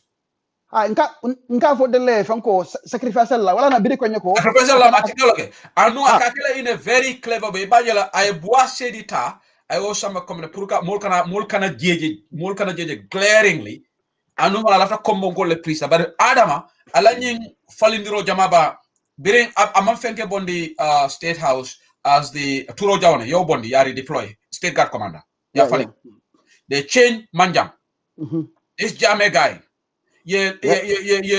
Mohammed Kante for an target. What is Adama? What's wrong with Adama? And look at his appointments. Akajumale Marco Ibaki in Gambia. So Adama is bringing division, tribalism. About Gambia. Because ya convinced wala. Ya convinced wala nunga afara ko ngona nung atele yalan kanyi fo mole no mole ya menya mati ala wala. Ko ya atele tribalism dangerous ya jametat. Atele tribalism dangerous ya jametati. Nte odo mka fo baki na bari nka bala pour moli hakilo yusi rek moli hakilo yusi ati du membe kering wala na moli ka fanya kakana fanko la kabina du shaful ha be mojama fankela ko hey al tanku ko nyimman ko yala nyimman na mojama bayala you know why ko because the sacrificial lambs sai bantanan sai ibrahim sallallahu damalam ani la min diba sai ngi damal toje menan ko wol wallam fankol wallam sajio equal Ibrahim Sila abawula la je to do the dirty job for him ko for them aje so nga for nyim flow da mato je sign so saying there's no sacrificial lamb left the last one wala fanke nyeng lamb job trade ma jaw fananta pa du afay gene bisa so akole pintem pantande budu nyindol abakol ma abe slari wala ko saya wala buta muti so abajina lante dum I'm not gonna waste too much time alo mo bula gameno saje fay if must you know because the writings are on the wall yin ma jeno ko mo na affaire olti banta wala sila jan ko na ko denki la moli bari wala be kere be nyaaje ba be clean na dum am pare folo nin tara fa la chokol loku gambe batalal. But okay, Boubacar, before we go, let's stay on this central bank issue. So, it's a prediction of what is going to happen now, because already, Saynia responded from legal point of view. Adama Barrow has no legs to stand on. Adama should definitely withdraw Boal appointment, otherwise he's going to face legal tussle. You understand? No, you know. I'm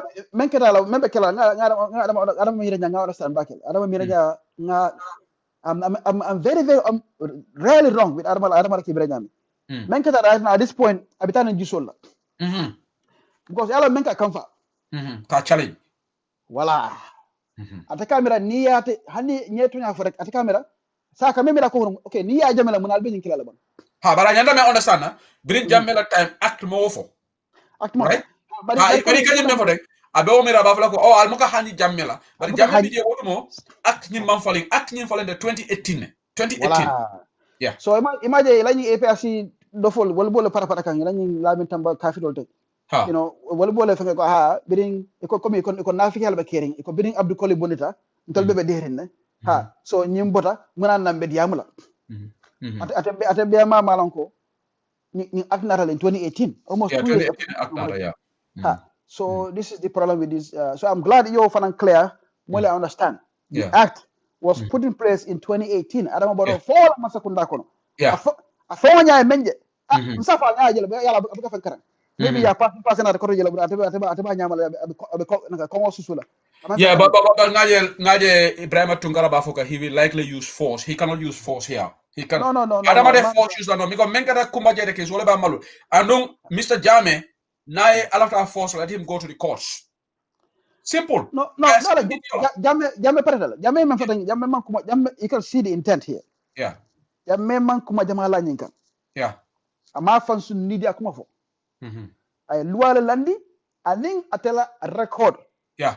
ngani nini yalo okay yalo asa bondi no mena wala fonko tribunal ko ay tribunal tribunal wala munti komi ka mo kisi ka je fa ay kuriya ko le fa man kuriya ko le you understand so wala na jamme yala ay menke ala achievement on ay be kilin foje ko di sai ni la faka sama tribunal sai jibe ay munake lu yalo be kala is going to be a public tribunal ko di mbe men kalamuta you know an independent tribunal ya kiskis ni e fenjala koto ya reporto dina ngaji be okay ha nyinde jamme de ay nyine du ñokono of course sai president sa bondi so yalla wata kenola ko fananta kela because the evidence is not there so sai ida jamme fon resign adiada nyami dum fa fana no fana bekela karisa ba boldi la notice ko di 3 months a boldi la notice so sai wala bije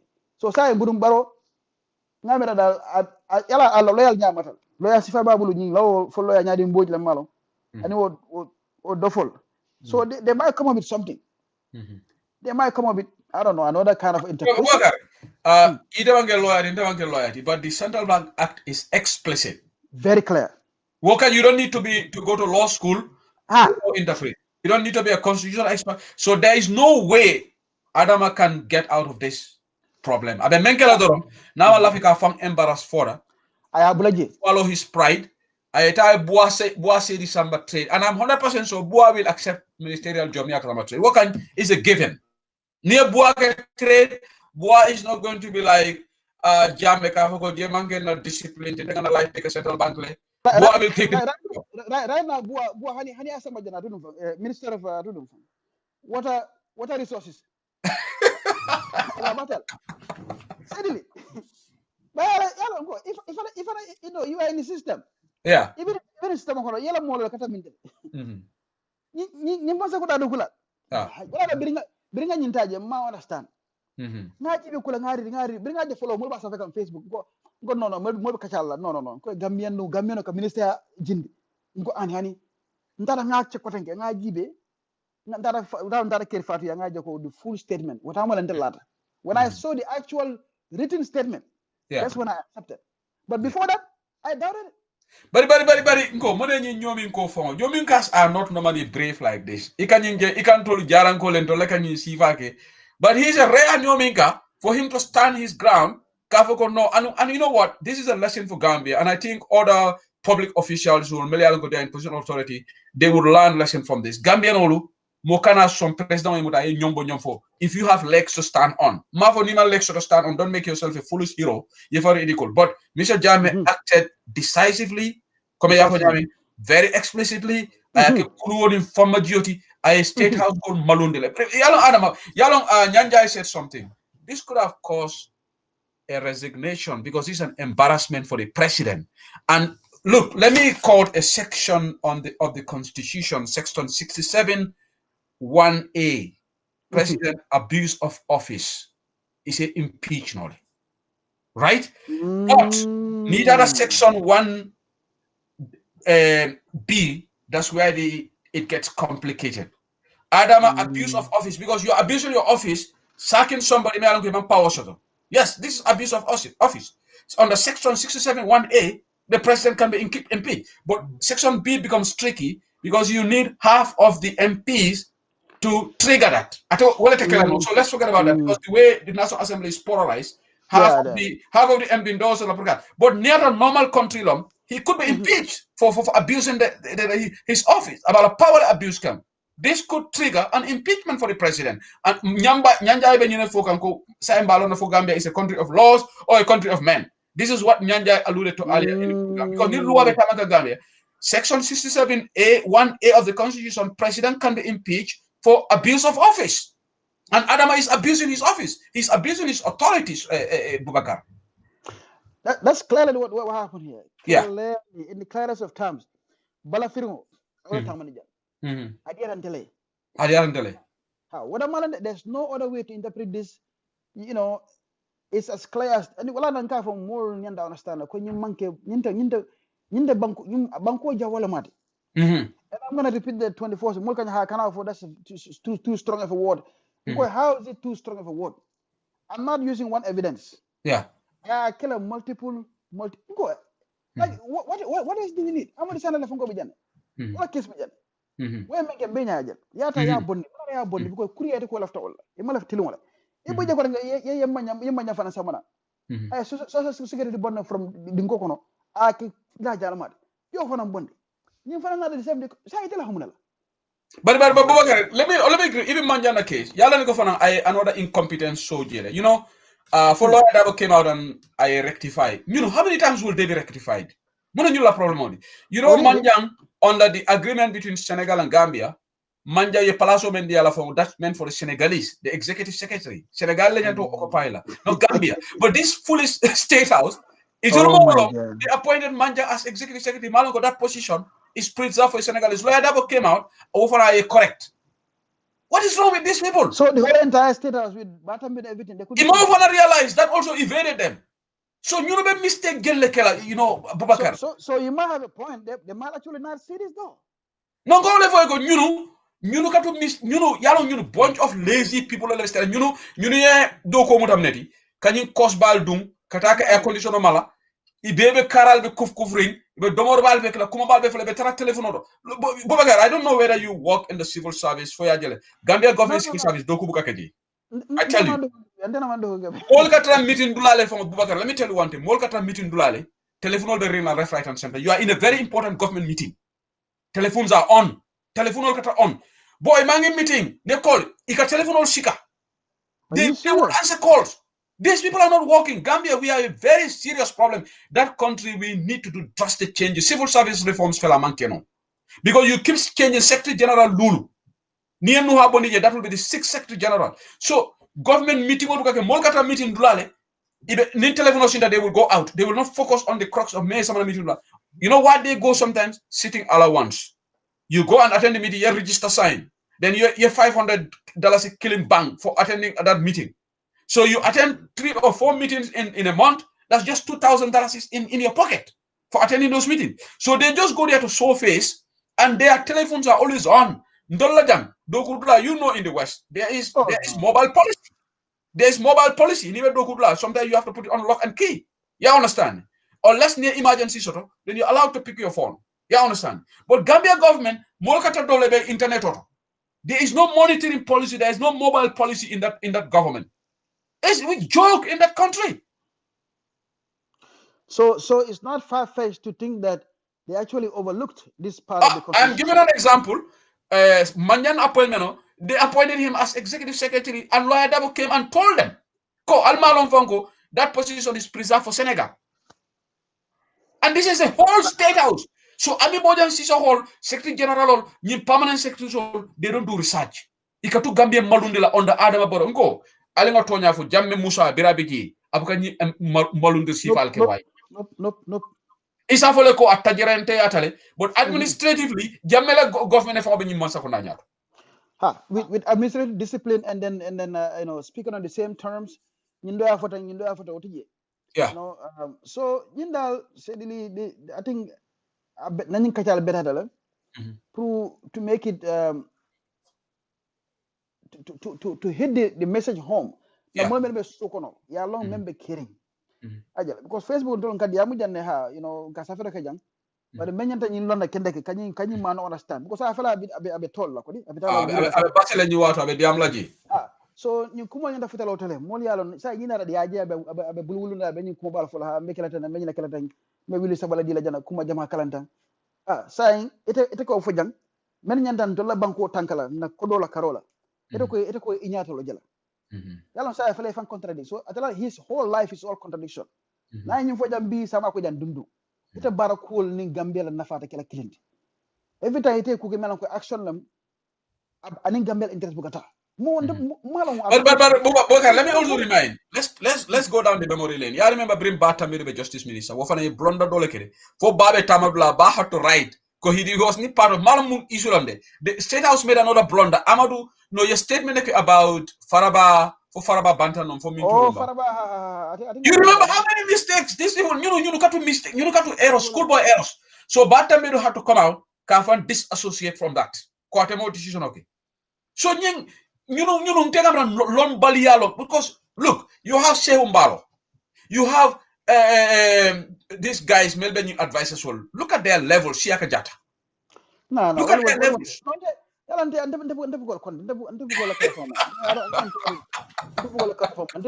am focusing on because the honors lies on this justice minister.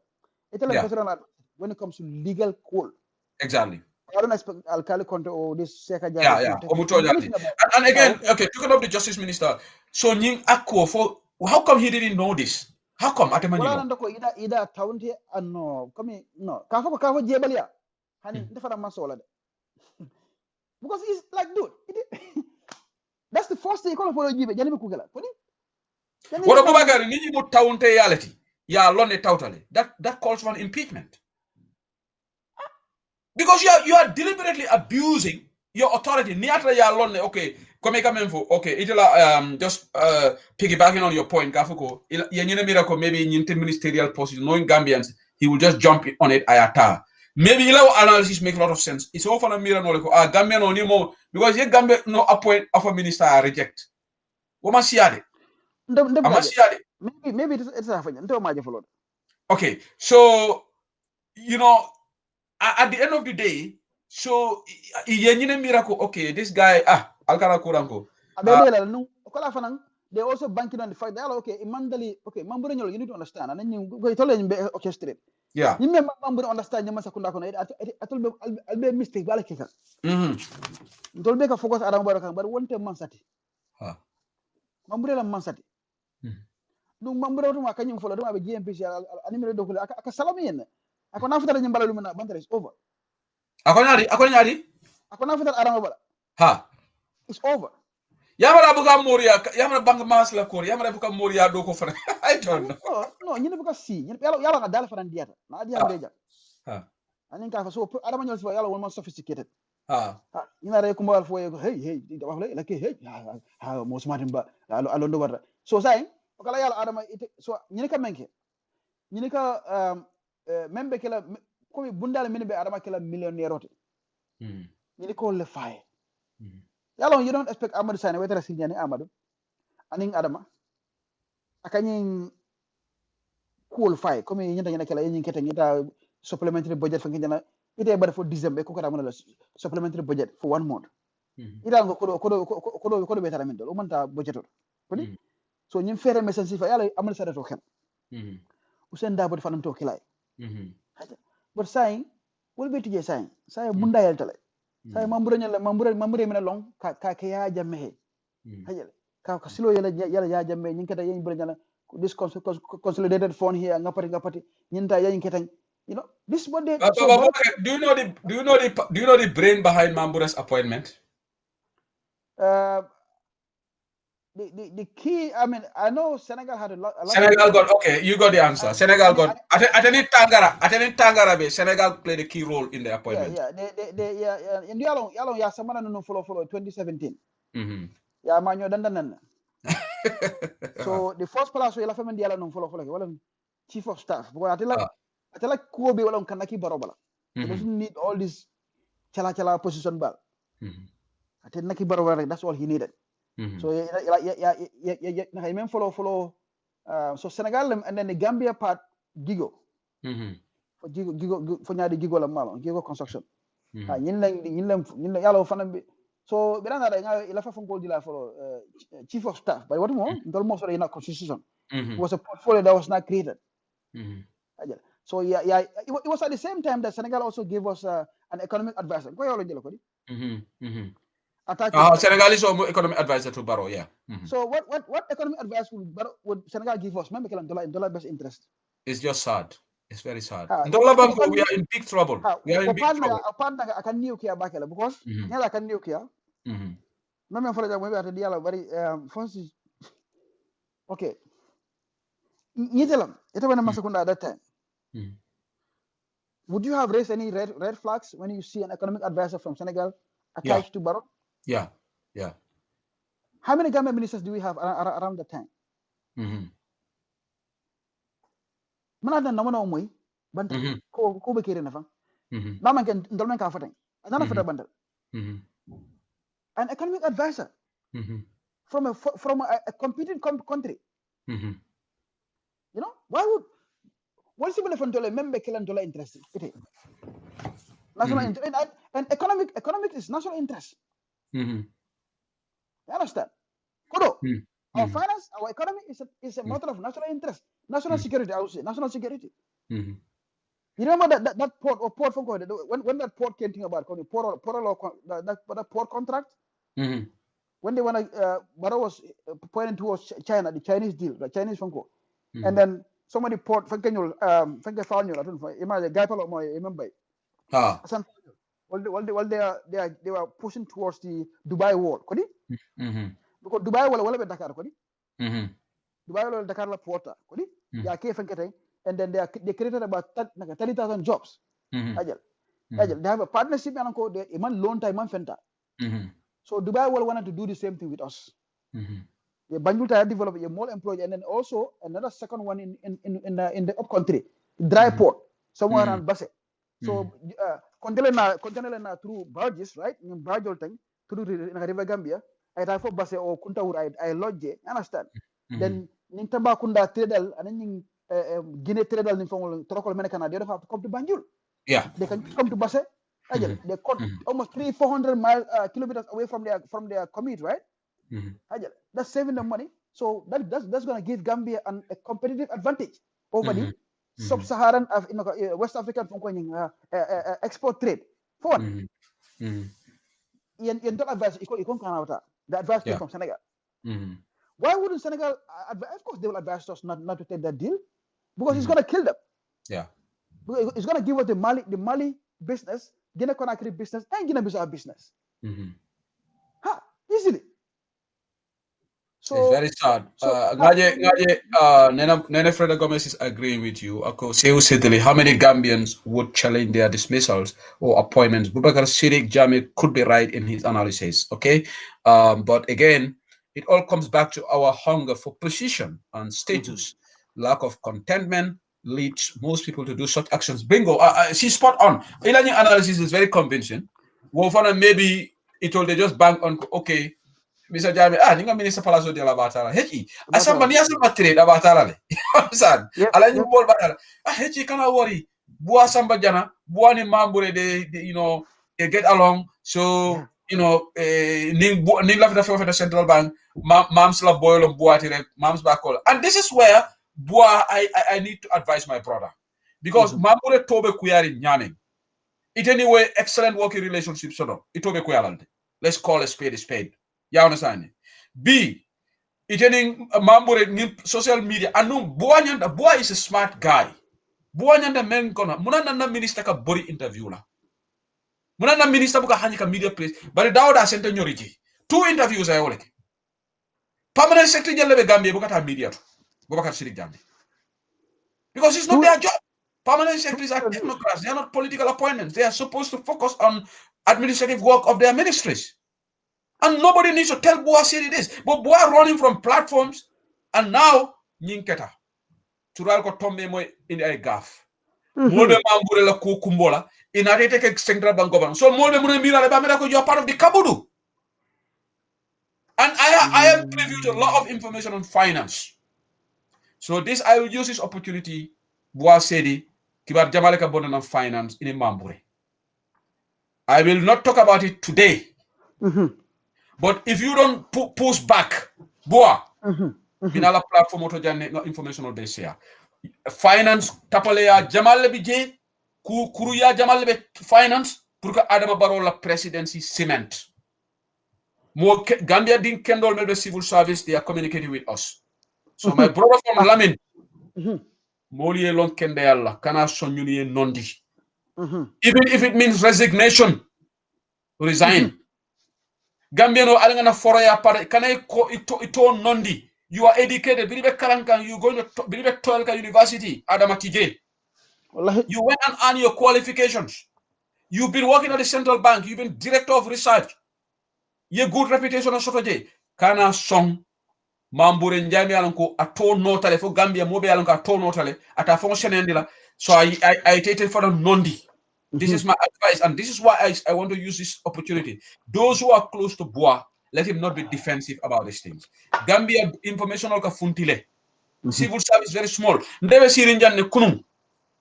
I got information that DG Sow, Bubakar DG Sow, I have staff dismiss. Nko fate your power sutoliba as DG of NIA. Now that they call SIS, even though they didn't go through the legal procedure pour command SIS la. DG Sow ye funding ke onyi muta bay ko wayate womate la order ta. And he wasn't given 1 month leave of notice. Foni be mobile the civil service ka wulle rek ya bay. Ngame leave of notice. Dunia dawada. You give somebody a leave, you can notice there at least 1 month or whatever. You don't just get up here mobile. Waya jame style. And Osman Sow did this. I got the information and they cannot deny this. And I know the name of the gentleman. But I told my source, I'm not going to share the information, but I'm going to mention it on this platform. Did you so unilaterally sack a member of staff just like that?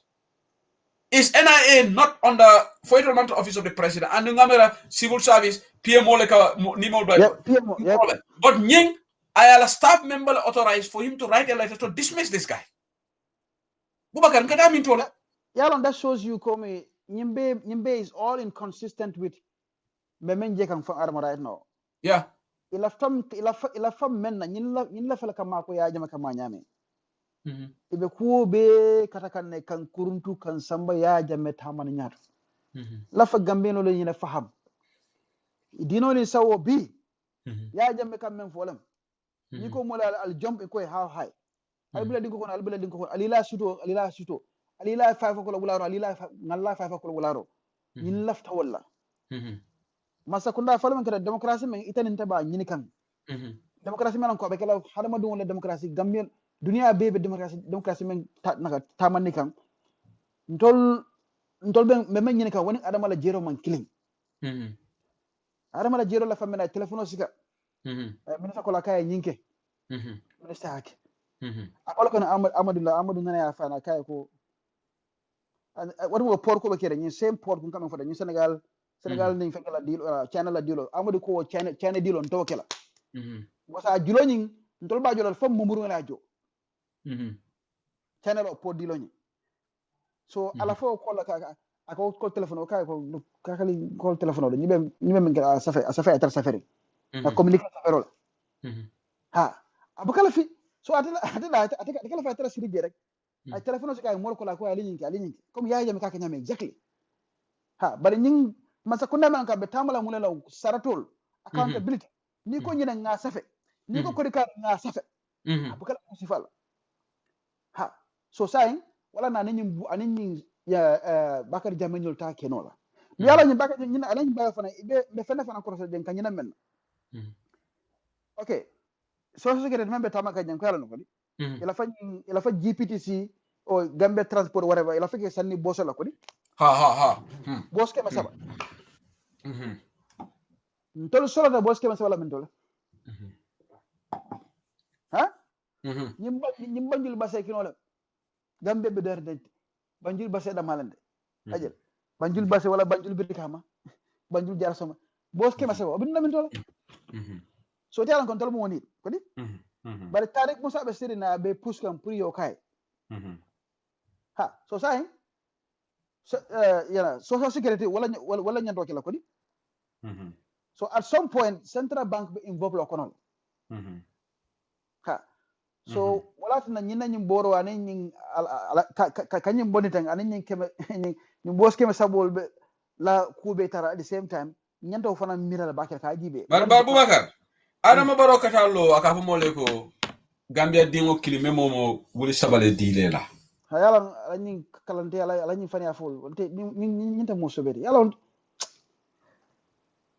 wala nan kombe audio fonde pour ka na jara afo jaraje so on kombe audio dala pour na sen na mon yali ya long jaraje abe kuma kezen fol la okay World Bank yo ko men dila non pour ye na fon economic mala nyaadi la mala ha pour mo la balu bara to bi jane ye mo la ko do beta ko kata maro sang imam mana di mo la e mano di la bay fallo la you understand banko be hansa ko mo so itol filta World Bank na da pour ke makoy ka fendi la fekan so I volta ala faka be jahasi nyoko ne ka fa bina te wili sabal di bina wili sabado di la kotanke you know abokuma kaso bari Gambia la population ba nyamen o wili sabo nyeta ko bo hanin let's say 1.5 million long wotara way 5 billion dollars kono 5 billion dollars arma boni men dol ha ni covid-19 mana nga jelo so covid-19 3 billion mana ngawan dara kanya wala so ko di birim mole makoy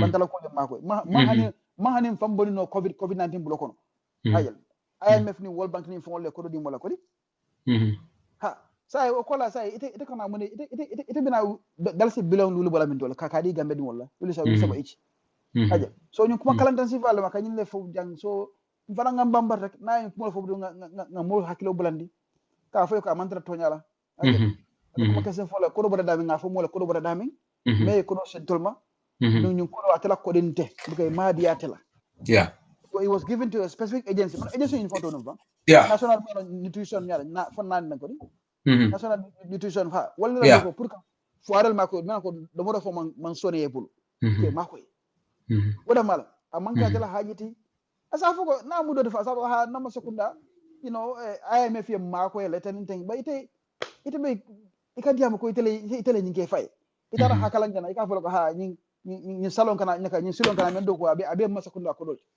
ha na masakunda ko le manjuluta manke tan ela fana is misleading ha fana manka tanya kumati mu ne betebul itala budget of one say EU le ko support ika sika mo le ko ha ni ko be mun na ko dol ni julol ta mol toyala because hakala mpari ngol meral wala bo julo jola fond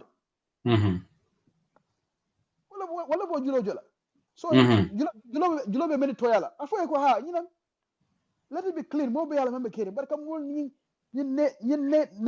ñun fanne ne diamo wala ñanda bulala bari Boubacar Lavidanga Diamo fana shift before I open the lines. I will have another guest here, maybe in 45 minutes. I'm see follow, but I will open the lines for callers to call in few callers whilst you're here. Janim bitala je Lavidanga nying adamala another strategy. Walunga moy mbe diam kala combo. Ala nyi falling di rolu. Sa lafta combo nkolu ndefa wolun tata diamta fon diamta sukuta la ngana audio sia sukuta la furu moto anu combo is fana na furu moto lafte audio sia ji because adama sa lafta palaso di la combo nkolle la anda make comme ngani ya sene yakande ñin 20 abemo ñin 2021 lati bawo mbengalon ne ko tonya kate kecho membe combo wote bolonkono kate kezo blabele kumayata bari nanata be jori fle membe kombo so abina menake ko hani birika ma fon ala fa palaso di la birika man kolla pour que birika man kol nene wala kato fa anu Boubacar ndel la politiko fanya tafuta la nyineto ha adama e kombo ngal lulele ke palaso di kato fa munan na la fi dañi diamo tan mole ñina ñin diamo na ñindula analyze pake because what we have to understand is itebe America ntebe UK jang fo molka prime minister fayde ka ay minister bonde na region karito ay minister kare so Gambia fo munan nan tol fo la mira nyalte tamila nyen hanata adama e minister nani le bo o minister lu le bondi combo boa seri bi na yake governor central bank boa be lamine fo boa be yayla lamine kamani boto di lamine kolla ba abe depasso di lamine kolla just because boa is from lamine so nakara governor and so what the next few compounds next to boa they will not benefit from him. Boa is going to become a direct beneficiary. But ñina kafuko hando lalla men jang adama minister flore bonni jang. Ñin politiko kabrin jawara la time Boubacar aben na mol kono. So munan na mira ñal falna. Yaajele Africa munen tol tarrendi na mira ñal. Ñanta mira ñal de falina. Wala na sedili diamu ñin fon sake. Nga mol karandi. Na political party fana nga karandiro la fa last time nimbama bol kacha kanno ngay ko bañol ngay patiolo la UDP be kelol ko non 24/7 so man chance ma soro no ka karandiro faranke because ngatu kelol wati bari karandiro ko mata ka nganyo karande because akamen keten abe tamandir buko la karankam ya jam tamandir buko bari wo tamandir buko ala expire wato man jafa baki because akamenke molla kala mutabalia akawolo use so nyanta menkela ka mol ka itandi molla ko nyum fuara me belaren kanten bata min belarin banko kan a manke accident wati manke accident a manke ala fana nanda toti comme ala la ñino hani ala e dunia hakkilo dim belale ay fengol dinna ay tilo dinna ay banko dinna na tilo is valuable to resol be jale be wirwilol spend kan ila panola kanan na tilo dam manoma Gambia so ala man na ajal si seno ka men kilo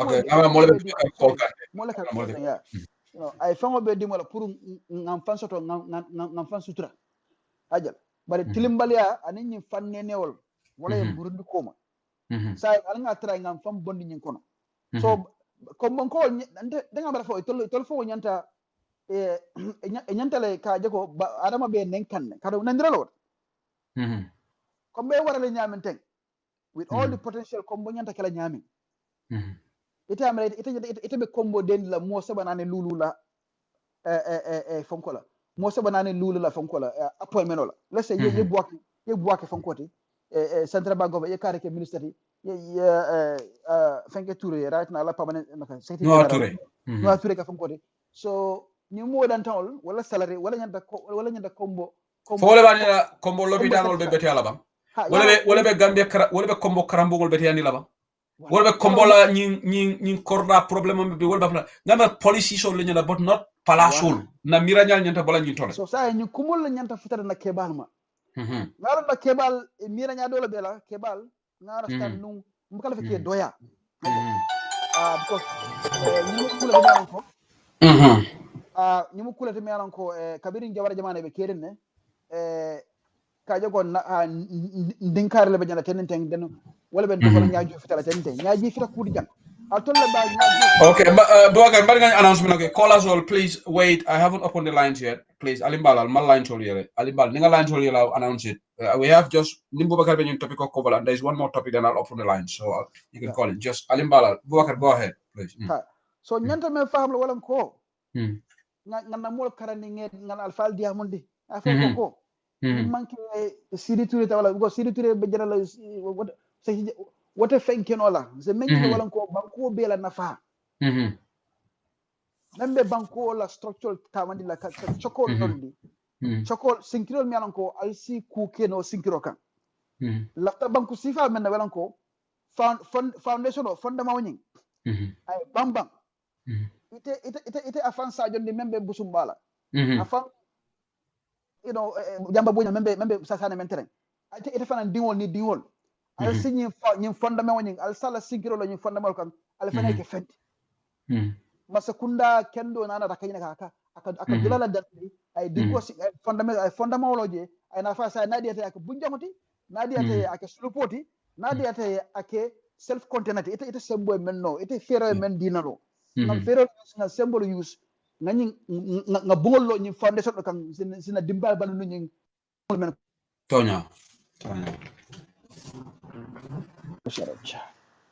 like I'm on the yeah it's like dude you know so kaje ko ñu mbela na fa mo be na fa ñu wakata ba sa ite afan Sadio ni wara membe busumbala ite wunde kata no ha touré ya ka fa keten yeah ite bañe kata no ha touré yeah ko la ñata tra sirinje mango wala fana yite dingo wulta abitawo bundala to le seta ayta coopérative ay julo soto je julo melan ko abe senokela la ajela ay bona ñomi ay na coopérative wala ay na GTMB ay na fonko to ye fonko diala you know sera rawol diala ni sol diala fonko tan ayta senoke umma sakuna sifa to solo to wala bay ka faka ha na kare dena ite la karente ko sidi touré dam mate la membe la hajo jaranola asembota hani akode tabula sembeta la ferata na fo fana ak fana ala fo so yeah Boacar gaje a lot of people are reacting Antonio ngamera nyanta sensitization or kan na badi ngole kata you are spot on gata ne mo lako carte o nyanta ka di men na membe na balu nyal beti andila membe ndingol la mo beti andila mo men na l'hôpital no sono yandila mo men na silol mo men kurangol jiol jang tubabu du carte o kabela jobs do ko ni dindingol jida karamuto they have a package me alon some is application of dunino private company lesia do ko ke standard of living but in not ka ha minister worole bota sukuta minister worole bota burfoot minister worole bota gunjur wo mentality dunia tambita wala le sai so niaja adama be sila Boubacar 1 year to election ko sa kana place di ko bon kolela because a jin nyale be ba dolo sila he adama sa ay na combo fo ngay hatile minister lulu ay wala bon di jam alga nyin bula dukare yalo sel ni nyaaja kata nyin kumata ha kumata baka because hani sabe kerene 2016 akatela donc hani watni wada ni pamul bo jam fo la moy watni wada faransa akwo nyum fo ha kombo alenga ban so this aman kewti 2016 fana na elaran ko fana complaint no ha you know ndori ya fenkede it's not so yalo kule me ko hani comme niafo isi fam ndol we are all part of it like was I been fana kono so wala nan ko akarandro inda kele hani sai no yalo Boubacar nde I am not naive to now understand the fair representation because it's not fair your minister tambe bondi Banjul no fana fair representation nimbel ka diamu from that perspective why fair but malafi menna election politics of deception nyo nene adama sida sanji saba sanji nana man kombon kol danku sa adama ya jo 2021 kari tandi lulobe nati marek ay naka palasol janjang kombon kol tema mbenyine fokan ya understand waraita kiang ay minister palas fula sambaje pour que la carte o soto gambien on na fahamuro nyada tambila nyinnale let there be sincerity so mbadi am ka because melka foko okay it's not fair region ye nin karanal be kiyam at least it's fair ye minister kilimbondi or kiyambondi kili ye kilimbondi to lajara every region sees themselves in cabinet I don't have a problem in that you understand but ye batu bi lafta jarankol nene yalon to jarankol to buka nene maybe ni be nyomi ngol nene ban tol won so ndol woga ndol mo buka ndol nene ba hanata ay tata minister sawale bondi jara wotati non to kato fire anyway but lafta nyin topic ko fola mo jababe koronto den ka line ko but Boubacar quickly left another modole nyinin ka bi kacha dola alafta pour na opinion di ala bay defana mbijang ngata na fonga bitam malay ka fa Idrissa Dabo diamta na forum nyun ta ko alafta political analyst abe nyinin ka kan this diamo be wararin ko APR sining barobe kafulale okay. What the implication of this full nyanta silala nyinnale ako Sehu Malo Wulta Jana ko don't deal ni APRC ni NPP la ranyo karek don't deal barobe 2021 mina so ndela vida na opinion dila je ban nge bula follow ak alafta pour nga diamo ke adon ako na jara forbol dabe ni audio janyana foru dimal so fomo UDP ndol nyata silala nyinna le ban this alliance possible alliance between APRC and NPP okay that's a very good question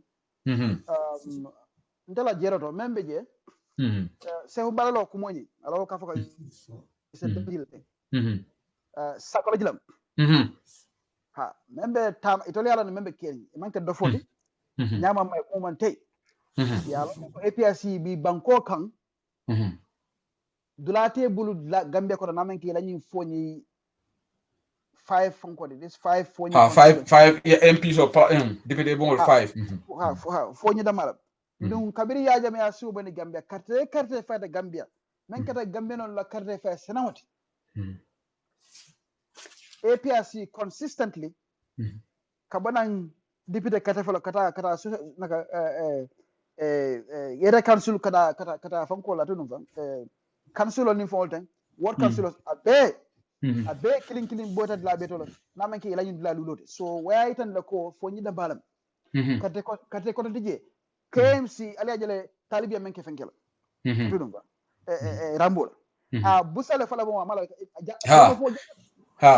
no mo KMC lati banko mo kudino be dami kom bodo fala kom bo be nga buuti a belto nge buuti la be parliamentary elections nge buuti la be so fo ñi ronda so technically so APRC fatale bureau te budla to say namen ke manjati man to so dlato moti bulu bare membe go lon da kolamo so se ko mbala kam foten aka men fotenga be men pleka wala barobe solale APRC la menna nanga faali ala understand amman kala katete ko yalan ko atije ko itata kiye ko APRC ko di itata nyamine ko APRC so atije barabe abe solale menne bulu wala ito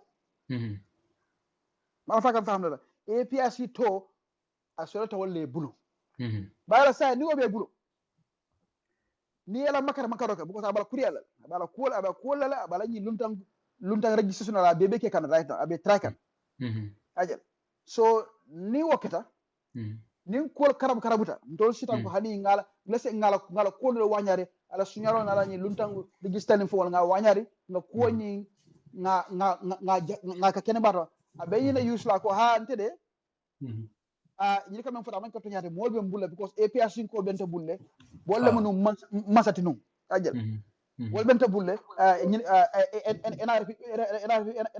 NRP be mbulu ñimbe mbulu tenente woto mo NRP manke fenti mote ko ko bije bari to men ñala kummade wala APRC toñinte bari bantalan ko be men jala international community be men jala international community be men jala unfortunately wol itol man jaralong iman kiyala man badibulong imalon ko APRC fatale Gambia kono bantalan ko mo lan bantalan ko le men wala ko science na yaaje mo boto je woto ala mol sanyim wonni fula patio manyana fala kilikili even though patio fatale lu men yaata wala patio fata bari bantalan ko nyakoro patio mon fa folo ala mol bi jele itol fe woto possible no la so nana na sai ay kuke men ni silo man killing sai tol ko ba challenge la asenyin to use no hani alaji be ngani APRC ko la APRC be do ko tenente ñine be bulu no la selection ye ñine soto no so abe mo ke la be la selection a bola reference bari nga ya jam dem na man si abaket ko le sono ñi yalo nga jang is just 3% difference le bani ñi teba yeah 18,000 yeah 18,000 yo so they can use that kaba hani APRC man fa ansa bijen tenente so pour que ko jase baro parta ku jason la chaos ala ka me chaos ka ko ka senna nyolo ka ko jase ala fol so ni APRC no mo be molati fenta koma fona ken sawala carte ke sota koma bari ala fakuriya men ke lum fa si kuriya ke baro to gambe dum dama baro to kanyino it's impossible. Yeah, Boubacar, il a une analysis, en indéfinant, in fact, la une responsabilité Idrissa. Nous avons deux commentaires, Momodou Ousmane Dabo. A konga fo mbita yeko. APRC power me mera nung, your influence me is gone. Ayala mo nyala me understand, Boubacar, you are spot on. Dynamics fall intale. So, mod Adama Barrow nala muli to nyimi de ko nying 208,457 votes. Adama mention to no wuli keme fula. So Jammeh men soto wuli keme fula ni say anin keme na nin taworo talulu woro la wala soto 39.64%. It will mean that that's intact. It will mean obel la rinjele so nade ni adama nade ni kafra wol bitale ya dundata lo box ko yalo ñino mira ñati men mira ñamen dasata. Dynamics falintale political landscape falinta anum Boubacar ila jabiro senata ñamen lafita mbita jabila wolto no kukilin 2017 during parliamentary election okela je APRC me ala wotu moy ka 40 seats ika be win député bumoro imanda fe will for 5 so falinde roketa so monane monane carte ye sirang dama ni APRC so adama ka fonne nene so adama nyimano la answer spot on APRC ning adama ya mirako still there is a force to reckon so mo kana sila la ni alliance so because APRC be nyame Boubacar APRC be tasarotale do dara UDP ajibe bi sama biro to manjay biro APRC la mo tan saba wala be join la UDP kodi yeah so APRC do tata GDC do tata baro so mo kana sila nyina APRC is there for take for everybody and let me tell you one APRC for some fula lebe keri fa bagari to mon jata nala mulu wolu baro be kodo dika wala but loyal APRC wol ba fayla jamme musale the hardcore one hardcore ones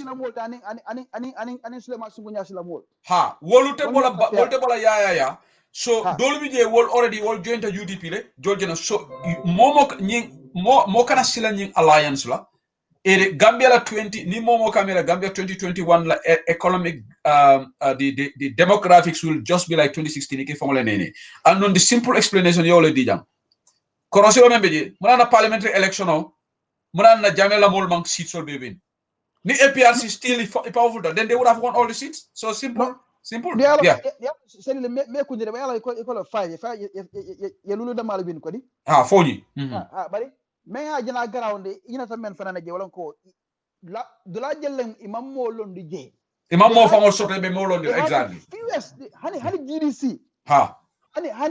hani doyna la doya dole fana e mo jama soto toldi ye men londi do je la the whole of LRR kiyam jarabe e pes kilmaloje jalu six constituencies LRR naka kiyam west kiyam central kiyam east jara west central ajal yimbe hani kilmaloje exactly Madibu hani kilmaloje CRR base hani kilmaloje so where tinako yalla dum ngam fana fumole comme APS mu participamente mo même understand ba ara mo understand amanke comme UDP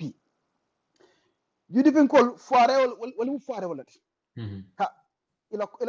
ila musola nako ko dol ila tiwaful ila wondi waf ko dol ila tekla ko dol ko wala tay ka UDP balunda la sanni mo ndanga nyalo usen da understand yala wala ni walaji APS kol la ko de buka dum patito wala melombi yaje me bando lande ay sejo ban samana afinja na understand saji ba fa ay puntu panta ila na boro da kalilu sedili ako nyaali ako atela ako bakari banjula kaya ko mani ako bakari banjula tay wotumo ciuciani subol we domala ako adam baro do wobuka subudi mola wobuka subudi yo so wala na APS ya manke wara nka fo me dispara ko manke standard organic party manke party man ko mol ngani yolo bije ya jamela tamo men be APS there are few categories dolbi je na fulula sije dolbi je e man haani dolbi je ko nyiman taraje itela silol dadala bara ko na ma kan Allah silol mbebla jana fale fa dak ko wala ka mol threatin wal dol ya fayay jara yol dol pangeda jana fengede so it was never coming ngani yakuo wala na a jakolo warta patio melor fo sanyi monen fula ite bata masakunda January kodi January February March April ite ma hani candidate sotono Gambia be kon that is where the answer lies because sanyi monin fula patio me be Gambia marala sanyi monin fula ite parliamentary election imam mol sotono lona so woto ite la sembo bantale ila sembo tije no because patinte Mumbai patiolom ya foni nyo bole wala sije nga domo donc ide important because campagne ma isi ite fo neka se sedili campagne ma isi ni gele ma isi de ni gele jurmol ani mano ani subo sanji jila tele lulu abi wulo ko am akole atale ko do la ka bondi anu Boubacar yalla ne ko baro desperate tale because APRC fongola diam da recently ako baro is so desperate pour que APRC alliance because yalla te manki critical thinkati ati amira APRC still sembo warta so ni ñu latan karem election winna not knowing that ate he is not critical like you are ate malonko ñu la sembo ñin ila fa false crowd la bebulu you understand because of Jambela incumbency some people Jambe was getting these votes and aka economic use and something like that but so ate ma understand so atinyana so just to answer our brother the personally UDP manyana silala ñing APRC NP alliance la manyana mo silala because mbalo dika factual menka 2017 parliamentary election UDP siranjala with 31 okay and APRC be banko kanne so ni APRC sembo soto then they would have maintained their position so this is not something that anybody should worry about but let me allow you to continue no seriously that 31 yalla ko 31 it could have easily been 35 36 kodi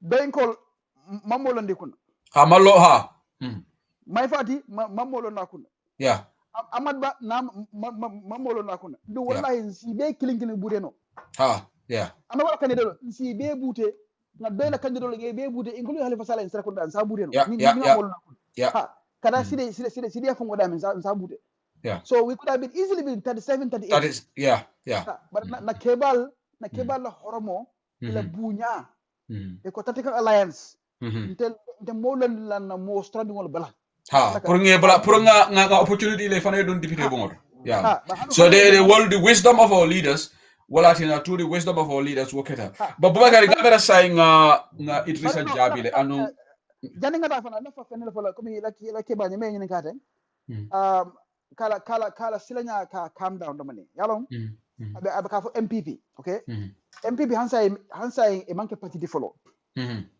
la fala pour que mo fana hakilo bulen mena be keri MPP kan mune mantore sa la rek yalon ila diamo ko sia banda bari e manke parti di follow muna patriote wala structure yala ñi ko UDP ye manifesto fana samana yo say tole fele structure man lo no you understand fem manke no adama man hani ka structure lo boko lumna structure wala la parti betela afa ñaade yalla jakalo batal lumna parti nako lumna ñi ngala executive board wala parti betela because right now sulu wala belon sulu kam jamal belon sulu kam understand la fa pour so jang just 5 minutes mo la understand même kidding NPP wana because jay sila la sometimes ikasila men niala ay daba ko men du may mena ci dabo ni may mena balde be ñoo sabakan may mena se ba ani may mena de ka mena ñene wala même kala women fonko de mo won mobilize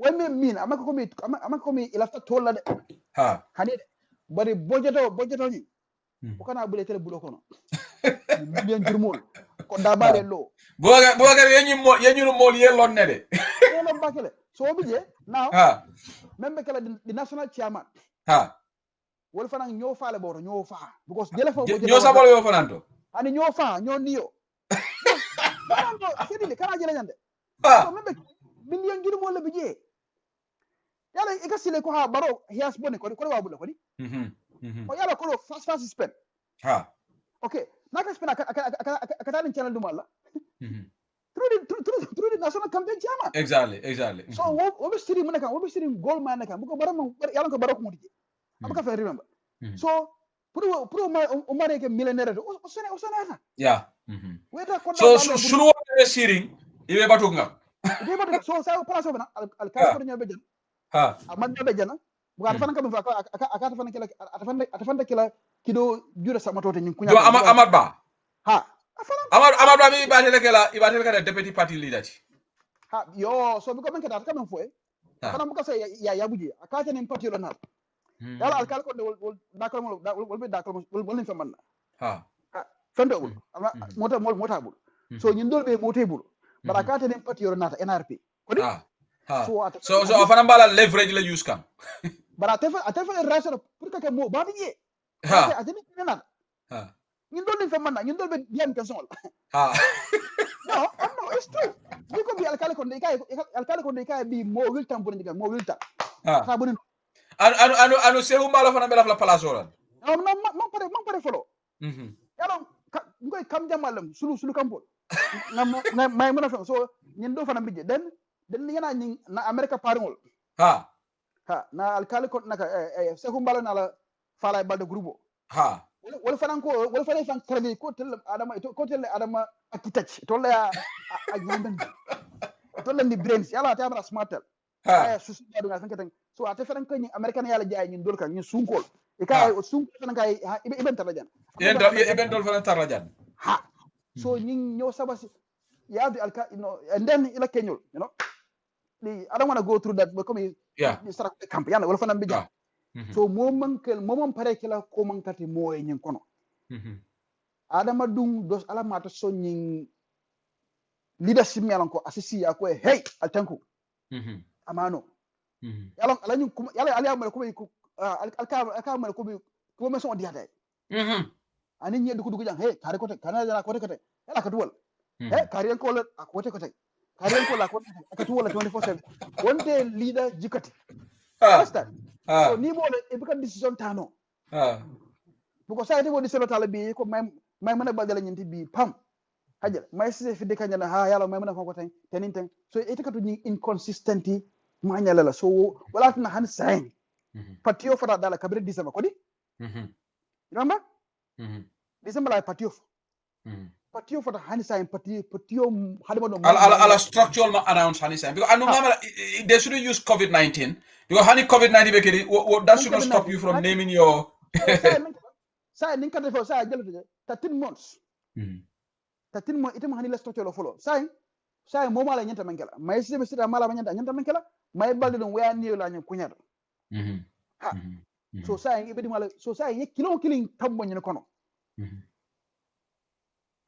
patio fala ted patio ted yes because itol men su UDP watino ga antol ndola mo okay na tananka promotion watni wadi na duta we fall back on the sacrifice you understand ke bala be ni diamata ke me sanyol diamata jana sanyol jana mosi la mo demanding but NPP alfati duma be diamala de mbo bay wasu na mo la ko ala moy yalla mo ko ala moy sai o ko lay tol ya ko dol ya itol la diamo be ko dolam ko do sa ek dol ya yalla tol fende don fare wala ha do fare patilati ha do won na nyin dajala ni wala momo faadila tan dola jana nga fa naka ha ko do tije nyama be ngir ngara la ko fene tije ha hani ngeke na solo chairman mba pedi na dalasi no na transfer ngadi bari ka ko million so ka di bulo kon se o se di la fele million tan nyinta hani ito jela UDP so ndola kelo be kayen na bay ndola kelo ka ko fongol be nyo tuban kelo boss million le be at stake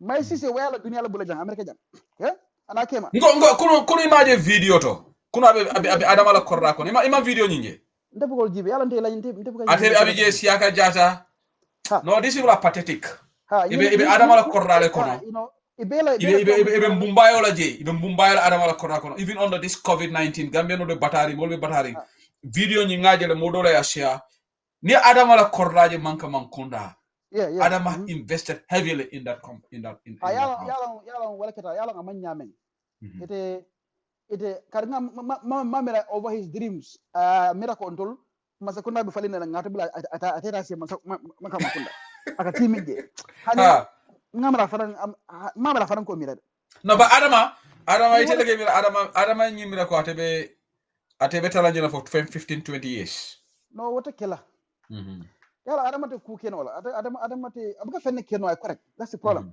even Senegal menyeda Senegal wala be frustrated they are frustrated with him because wala fa phenomenon be landa abuka fenke no nyama a simple example pati yo hansa man pati la structure that is a disaster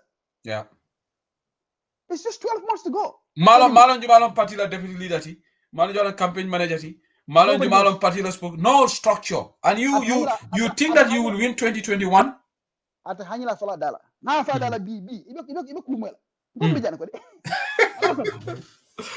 anyway Boubacar quickly left nga diamu voter turnout fanana then I will open the lines Boubacar 2016 election turnout was low in my view 59% Gambianolu mbal dale la 2021 voter turnout nyanda siala wutile ngalo ne ko is a good number near across even in Europe even to la UK jam turnout of jama it can be very low because model they can be bothered you have andamanta karefa wala people don't want to vote and it's not a force karefa mo obsolete amanke ko nyanda kala bari banko ni nyantela ni 2021 alinga high ton alkana si suwol kono ali have UDP be winna alkana si ali have go UDP be winna 59% our voter turnout should, if it can go to 75%, 80%, let it go. But the more turnout, then the more Bejikala ko Adama be lose lari.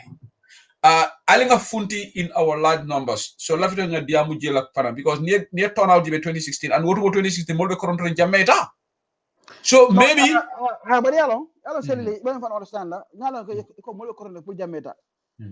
But condition lo be nyamen no silo bije yeah molma hanyi and then another thing fana because what mo moja mala non ko alaw carte que so keme sabole janile so dole amela ko jamme be winnale so jamme win la mo buka boda bake because akela sinya nani okay na chale sinya saba so mana na ata nani jam so o fana be njele and then iten day melon at that time komi ngala sinkro jida nyam at that time ngala komi naka December 30 ala mask nyum bondi understand ala nyum mask of invincibility hello you know social media o bondi la ko di ala invincibility komi ka nga demystify la nga demystify la human being again but the typical Gambian o han say mena information mo futa mena bake wala ka ala jibel han say ka komi jinala babulu hana ma fa jinala ba fa la nyela tanin tan modo ka brief wala la that's a fact so but sai nte mamera obe kala kotanke because sai ite Mamadou Lambi mole parerene kona mari ko haali de diga amang lafi taxi driver tabula taxi kono ta Marcel to ni wa fidla ko wa fidla itara dawda ni kafo fuga jawa fidla Marcel to dawda ni kafo so kafo ko this is going to be one of the highest because it's one of the most consequential. I believe the turnout is going to be just coming. Ila points are very legit. Wala more most sitting all the caring. And in Vara Molia assume ngara time we jamebe win nale. But this time, alinga funti nga karte olfa imagine lon. Module remind topic dollar. It's good. Somebody Mamodu, what's the name of this guy? I forgot his name. Something Sabali reminded me. Wala Gorgim Bubla. I just want to remind IGP be searing. Human Rights Commission report submit iko end of this month la nyanta akla hani sai amam femfo me Gambia media alta liye na bunda konkon because this report Human Rights Commission ntolnga kibarol sotol ko report ni yemen sa fe recommendation amam gurgi bu favo so wo information on molio kalamtale bari even Human Rights Commission ko nga anunga me Ibrahim Silala bira dem pete ko masa programa ko IGP up to end of September but today is the 3rd. So next week, we hope to see IGP Mamoudou coming out on action ta. Ite Babakar ite sila no nyinko kay mol nyinandala. Nyinko diamo wataja anon tol fana sonda we are people of the moment. Ko ka kele rek nga ko fo social media nga nyina mol lafte fa nyinanda nyi Ibrahima Sane la nyi report la. This alleged police brutality. Yeah, menke Ibrahima Sane la. For Human Rights Commission report okeji. IGP diam dajan I commission okeja. So say report let them publish it. So this is something I just want us to diamala social media WhatsApp audio nga IGP Mamoudou Jobe ko report act on it. If Gorgui Mbub needs to be reprimanded, so be it. Gorgui Mbub is not above the law. Boubacar. Yala Gorgui Mbub mula again. This brings us back to the topic of Adama Barrow ning Gamelo Temo. Adama Barrow manke Gamelo interest be dawda rek Gamelo la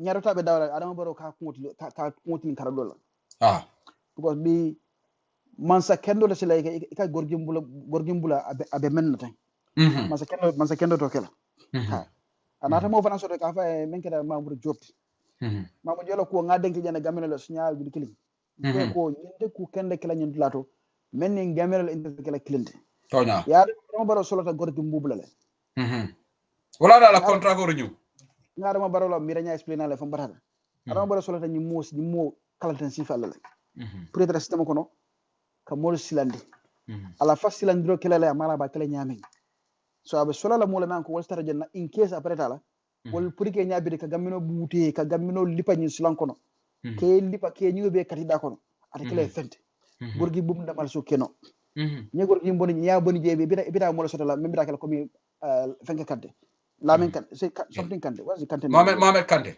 Mohamed Kante. Was he fall them? Ibola tara system kono. Well, test see like a gamino tilimbale Adama Barrow la bala firman. So you need Gorgui Mbub among karang, among fellong, at the fence fenola, at the fair read nola. But as a man keno kamo booty kellet. For Tilo boy. Kada be jazz. As you keno. Sai is solata walla. At all file a cansen.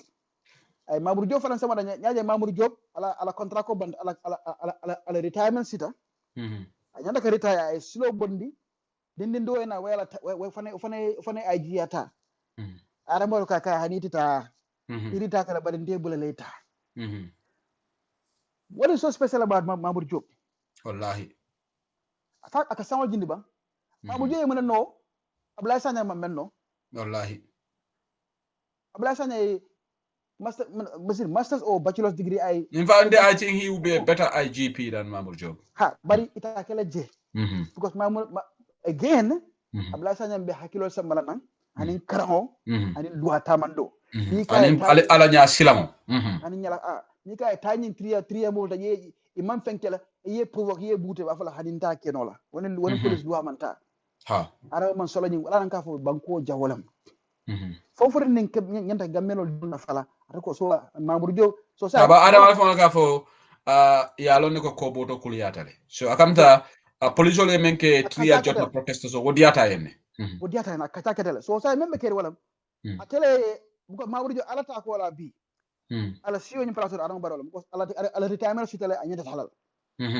sa yata ya nyemmu yakamunde contrat ko so ni adama baro jabi ala woni atema mu jokata nyola kodi so mamu jola siyo bije adama baro abe siri wala je abola do ko kila nyama fente mankila kambe non su kumbo nga bidi nga puntum banda dere nyami te fenno la je ni commission human rights commission report nga bunya nga respect ban na fatala avec la ko comment jane commission na fatala jane commission kada nyami TRC na fatala TRC aning CRC security sector reform na fatala fenne mambe nga fandene bula nga fandene bula kasi hansa en ka jiko soto nyinna kola abantale fen ñi ke fana batan Emmanuel Diouf is a good guy and Baba Leñol yalla report Boubacar quickly what can Adama Barrow be proud of? He always talks about his legacy na legacy Adama na abe muna fola gamero le ko ñu non tela legacy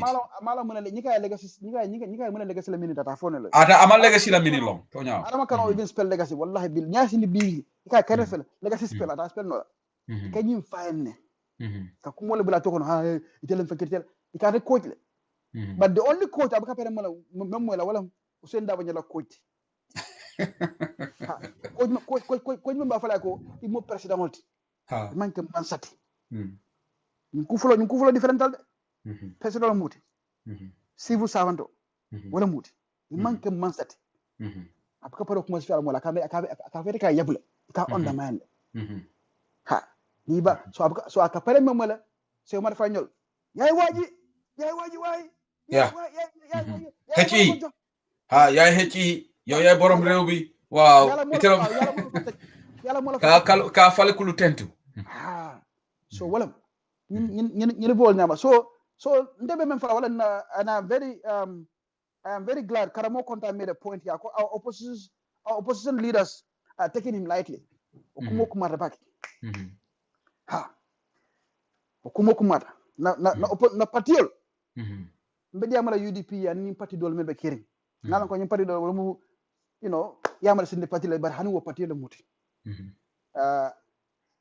nyanda stade la le kana ma ko membe ya jama la kono kon sa media bi jele sitano kere fatu sitano dilato ngala ko jana wote mala atunum fan jiati wote mala ha bar na voice fintino ni report si fal fintita alfane finti ali masakunda ali jija yes mo buka adama challenge akumo be wuli akulia kan UDP nyanta mankela ya press conference commande ajibe wo ale voter registration makera farafenya ko data GDC la council diam tale ko investigation be kere let the opposition come out the press conference ke kamanse kundala can remind you sifalla yalon wala nan ka fo carte ka wille sanyi jama jane carte fay saynen carte tamude ni so keri e alka fintila ali international media be somon ali letter of to the EU letter of to the United Nations letter of to Ibn Chambers kilo yala sansa da bona gambe ko de anara songa fonko la ko de songa fato la ko di Ibn Chambers ko di bala tele mata UN la West Africa area haji ngay ko Ibn Chambers sansa de borjan 3 years ago naka 4 years ago ibon nang sonka ni yaje me temo sonka fato la jam ko di afaye sonka do fanan fila kana kurkuru ko tanke ay ya kalam dal e ko wasi ya kalam tan be ke kan gambia ya kalam tale so saying patio yalla arama buka hani a sinata UDP la ko saya nganyum fa mo ndol mo understand abuka hanyin na power of na peno aka fuda dami aka sila la bakere nyanda say ka silande na nyin tilim bala ko ni nyiri la report bonde na tambi la karikilim fanga lokum fula man fenje na fiddi press conference na put to task munat na nyi manke in the international community na put to task I try on the newspapers abuka fi bad press la because bad press aka muneke ila na fula ka ko tala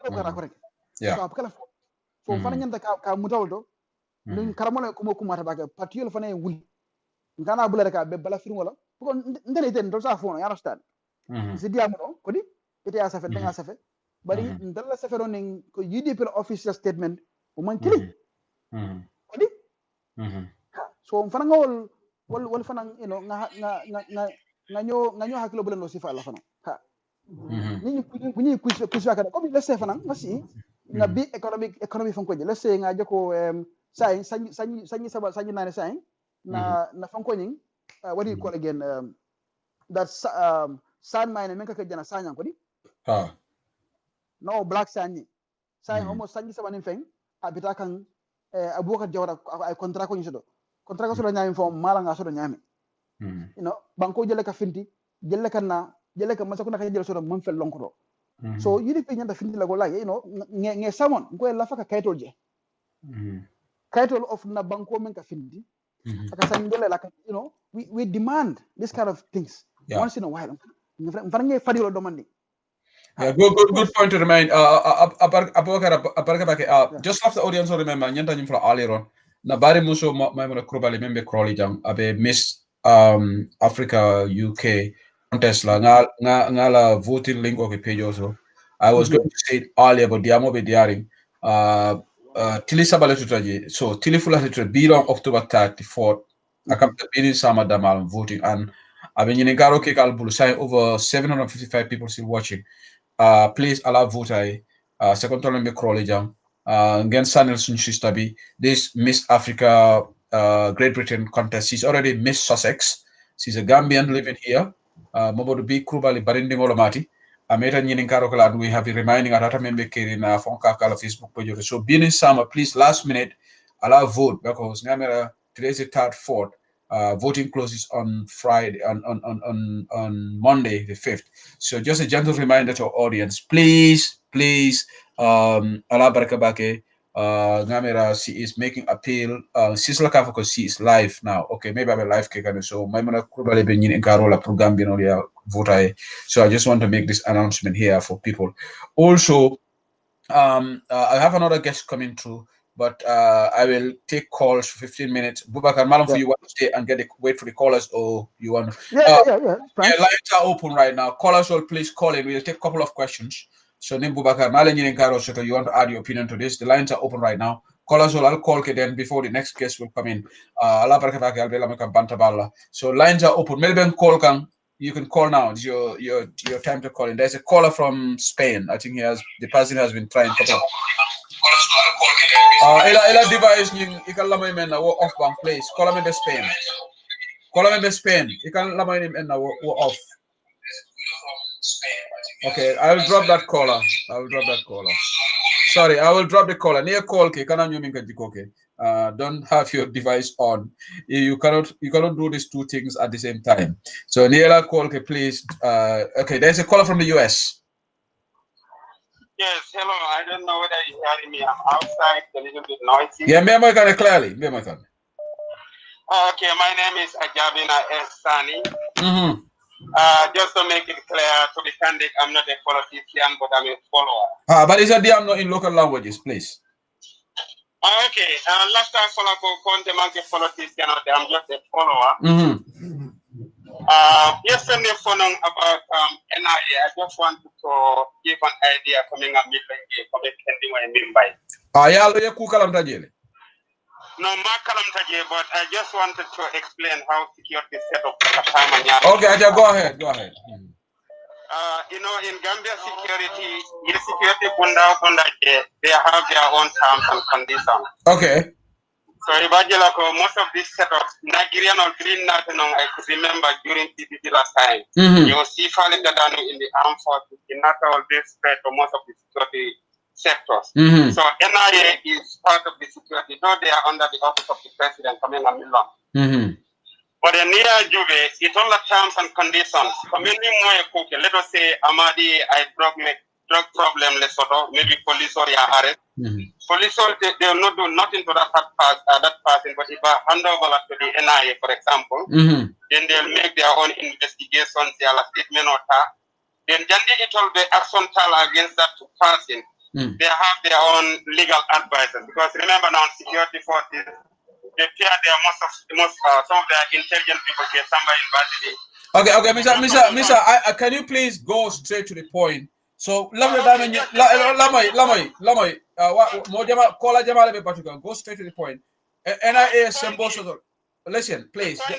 Yes, listen, let's listen to each other. Sorry for that. I know you have no time. Yeah, but let's can you allow me to speak, please? Please. Love the man for I will give you chance. Love the man. Love the Malavita deal to security operation on every that specifically iba NIA symbol so le bang NIA DJ symbol so ka bayro ke tell knowledge of how things work. Yes. I was just making long, but to make it short, because you have no time. Yeah. NIA has a symbol sort of based on the problem of Ahmadi. Okay. And then together with their terms and conditions. Okay. Niatra is wrong. Ahmadi Fanai rights sort of also court, but mostly they are very careful. Okay, thank you for clearing that with us. We are on different karo ko fo symbol so mafi man I just ask a question. But after nyinin kala men na fa. Phone bayro fana mekele ika wuli la ya mari bay buka notice di alabang so within their powers they can just get up here bay wolung ko you are no longer here so your symbol so no let's start no but your call is long because mostly by right it investigation or like okay the near investigation okay jande e ka mari bay e ka ila terms and conditions like you the legal advice or ta then you call for formality for anyway it is offenses ni atara say I put some policy ni atara offenses ni question ajata di motion like ba di motla ni atara ajata bayro like ba bayla but yatra it legal advice but then malam so itol yake o jama but yetembo sotale ni atara case nyanta kala nyami yake o nyama anyway itol men fo iko kendingo nyingi membay iko fenkolom coming among order lenin ta order among order like it or something like that. So I don't want to go into the details. Yeah, to sue them to court or ombudsman. Okay. All right. Yeah. So anyway, no, thank you. I am very happy that you calling. This is the beauty. I told me along security long. Nale kumo memang kata. It's good that you calling. I really appreciate. Thank you for your call. Abarakabake. Thank you. You're welcome. Thank you. Okay, Musa Sedi. Mbe control na mbe sidiki control na jame. Abaraka. Yeah, thank you. Ntela fta minyin kala drone sedili na doubt momenti baro ya jimfinto minke tenting abe banko tamakan. Abafo kan banku dingule ko ay kodo dile ay mano di because ako sefo jaju CEO fono. Ngalon ko ntela banko kan oppositional milbije they are very law abiding. Pare ngamito ko womanu min santa covid mbenga janne supplementary budget leketanu National Assembly approve e kodo bondi from the emergency fund. Yadi. We have a president mi alon ka be banko dingol abe disifka. So na opposition party sol milbe Gambia, UDP, GMC, GDC, and CA, because Ntebe will trust Nsimil Kumandino as opposition party.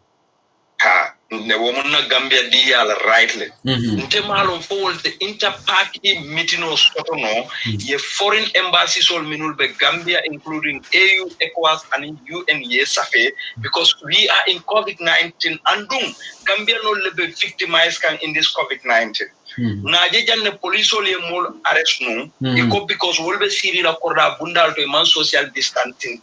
Yeah. So after 2 days, we have a president mi alonka fintita banko molu benta ay karambungol soron kabrim match. Thank you for reminding me about that. Love to phone follow me. Ay karambungol soron kabrim match. Na dindingol je miluli alonko ila parents all be donkan idingol lal peliola tomorrow so that idingol ke illiterate when baro dingobe siring America. Baro dingobe America ha be karankanje. Aba karandika. So ntemalon konna opposition party solo because nte ngalonko ni agente bukara fi diamla bage sapo UDP alfa la photo bage because alfa mil mudi of pata bage andu yen koroma. So bari mimbije mo fanan isikela alfa di nyawnya isi remind no la horomo kan mbe nyinin karol la de Foitelte AU Safinole, ECOWAS Safe, the UN Safe, and all the foreign embassies all mean be Gambia because Barola table now a video be more bule and do. But Musa, okay, Musa, I don't want to interject. Janni be also fella, not the Peter Old. Exactly. Yeah. This is Why can't we sometimes learn to solve our own problems domestically? Because Adam Abe I agree. Adam Abe in fact Adam Abe manyana NPP la foundation because you make NPP must come.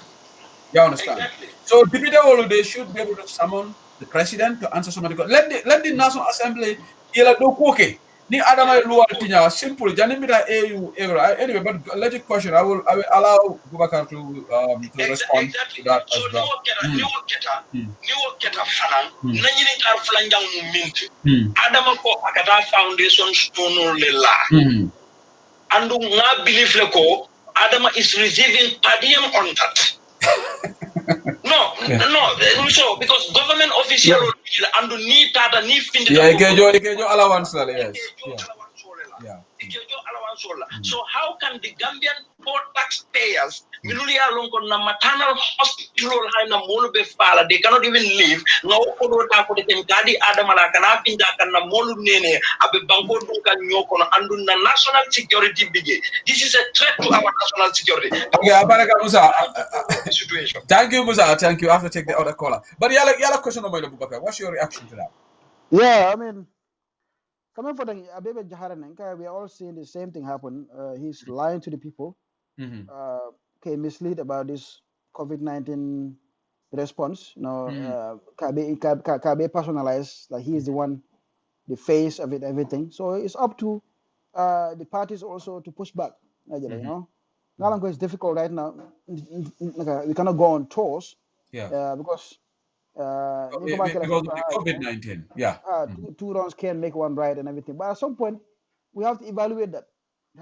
We cannot just keep sitting on the sidelines. You know. So at some point, the mall might have to make hold move. on. Yeah. So yeah, you can take the other call. Okay, Ibrahim Tunkara, welcome. Okay, thank you. Jamme contest sidiki konto nyege bake. Abe Michael. Thank you. Lafta kuma kan lafta nyinin karo men kala butu al flow be moli dema. Aliye to bandin serian di moli oto altella opinion oto ni misalo fe foul play be kala election oto. Because ntenga je nyaawo maybe in opposition moli ye ising low back at Mado at a Kieno labot and taking call back trial a foul play kije.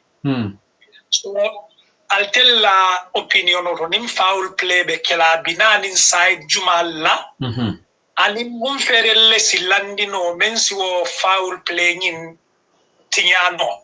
Okay, good question. Diaspora election or sign I'll tell you Miraje. Okay, good question. Thank you, Brahma. Good question. Thank you. Bubakar, you want to take the? Yeah, I think that's fine. Yeah. So coming for them, now be killer. Ako now be killer ira dumal. Knowing Makishala strategy because Makishala did this kind of things and in general border nyana. So at the killer so much around Casamas. Come yaja me Casamas kenyami. Ani nin Casamas tema how I will explore nyami katil fenkenanje. Namira. Yeah, the focus is gonna be more on the URL part. That Wellingara new Wellingara border state thing. Ajel. You know, kata naka medena gunas no jana understand no food toronyol ten. O ma fonla. Jelam naka nyanta nyalo la jele kam bake basse. Hold on. Yeah. But naka basse la ma fonla dal jele bente dew kam bake. Because the Casamas area abe kola pour ye jolal men ko de loyal to ya jamme forever abe kola pour ye convince ko tanke. Hold on. Abe kola pour ye convince ko otherwise pour wala na ya risk you take that risk ka Gambia ka turning point just for a man like ya jam naka Adama Barrow me ya jamme bay. So well still now there's a lot of yala ya fa jane ko the hardcore for ni you know jola fa wal ning tombo sedi mantara tombo jara mantara sembeta ban understand so pour que commissaire kala so na be kala jama abe kala in the urban areas in the combos aja sara ko ndala ma fon and then basse basse law yalla basse is very dangerous understand you have willing on one side jam tama ko ndala ma fon te wol be mu foros borders all be damen fana kala nya buka tara je kam bage bari so we should be vigilant, you know. Vigilant ngana ko patio numero diam ko do they are willing to take extra measures this time. But men fana bije wala kate fa tambila na ni fonte ngala no gelle fayta je ko di say ni sita ko danke let's say William won fight William won sita ngaje ko within 3 years what are a growth by let's say now 40,000 saying a growth another 20 naka William won ko tanke after 40 yalon say budu ma ko hada ma do de ko grow nyama within 5 years. So what for cool man console for use no ni IC la fango study ila fango study na register na mula men register la ya hakil tu ni tara sare party last time yala bije kemenani this time we're killing kemenani yalon say ndiamo start kodi sa o we're killing bara bintol so ni sifal fango fana bije lam fana sim fan tankano menna bari abe kala patio be lola ya recognize patio ye sonko nyin abe kedola la nda abe kelala ye pariya kam nunto nyaja ka kola ya nunto ya jambela jamano ni tata ito ko bole fenkela ya jambe abe sambala abe moral ha isoro but anyway yeah. Thank you, Bubakar. I think Brother Tunkar got your answers. What I will do is I've got 2 callers. I will just at this is going to be the 2 callers. I'm not going to take any more calls. Call member America, Italy follow Dunto, then Spain, member Spain, Italy UA. I'll allow question on Yininka, then we can answer the questions jointly. Call member America. Assalamualaikum. Waalaikum salam. Ito dima. Ibrahim Alam New York. Para la banda kala kajabe interest in ba. Ilapna Yininka rola fo ilapna comment lol. La banda kala kajabe banda. Okay, I can give you 2 minutes, 3 minutes because there's other callers waiting. So. Okay. Okay, go. Ko situation of the bank of sula kulen be, you know. Na banko be kudu kono me alongo alhamdulillah. Banko be mo kudu me alongo na biya kuma do ko sama be men fala woni wo ga sama. Tonya. You know. Mol be je men ya alongo. Banko tiyo kan kon dole ko wolle ala minister ko wol mu santi on le. So atena da wo mo so be on le bondi je anada mol keje men ya alongo. Da fa men na thesis barako do ya da fa on be ata ko afo mo si balle keji gambia la beke ala karo wallahi wulu bo na rabu gamwe mo ko jamban do bar mo do lay wol keji ari wulu bo la benefit warra wol wallahi ala karo la dina wallahi you know definitely abala fa warra it's very sad come for it's very annoying Mr. Aja Gambia ding be multa mol bada adama fa la kambo ko men ya de challenge wal ay wo bondi je sila wol don degderi Gambia la ko bala ka wara de Gambia ko you know Gambia kam mo fon dal mo be Gambia so at hat amma siya ba ke tonya ma den ko men interest selfish interest la siata yeah palaso na fulo Gambia ko be jarla e sabo bien tonya hani bibi la nim fali mo keda ning may fali la patile na misal ki lo ya da wala patile na ibe nim gol gere be murra ne bi de la na bakko etonya bari wala be ke kande imagine melbe kafugan melbe ya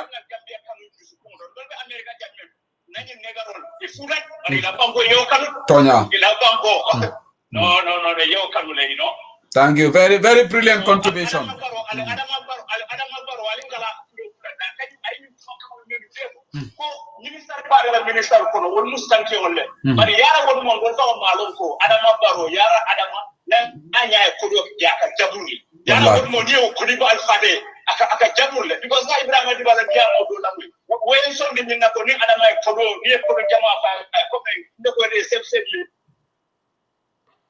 de million de dollar million sama sol be kebe sam fenge sotla ikadi aka kaga faga adabe ele sam sa wala ala hadama ya fa ahadu masale min ko dole ko ake manu ako he don't even know the know-how but abe jikirin technocrat on le so technocrat on mo sobe on wo manja fela o bay so ni mo sobe o jambe nyende central ba mo sobe ba me abe ko ala sobe ya aw na bay so don kam yango ka sin ka fo nyoy ko do la traje sakki ni ñu ko de aja halo warna de wallahi I know yeah. Very good contribution caller abaraka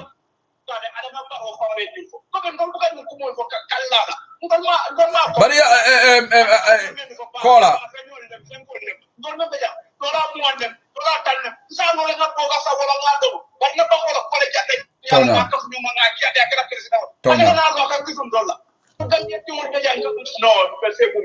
Okay, Abaraka, Kola, I know you have a lot to say. Thank you, but I got to interject right now. Abaraka, thank you. The other callers also calling in. Thank you so much. Calling is making a lot of sense. Mobile be disappointing, mobile comforting. There is a caller from Spain. Then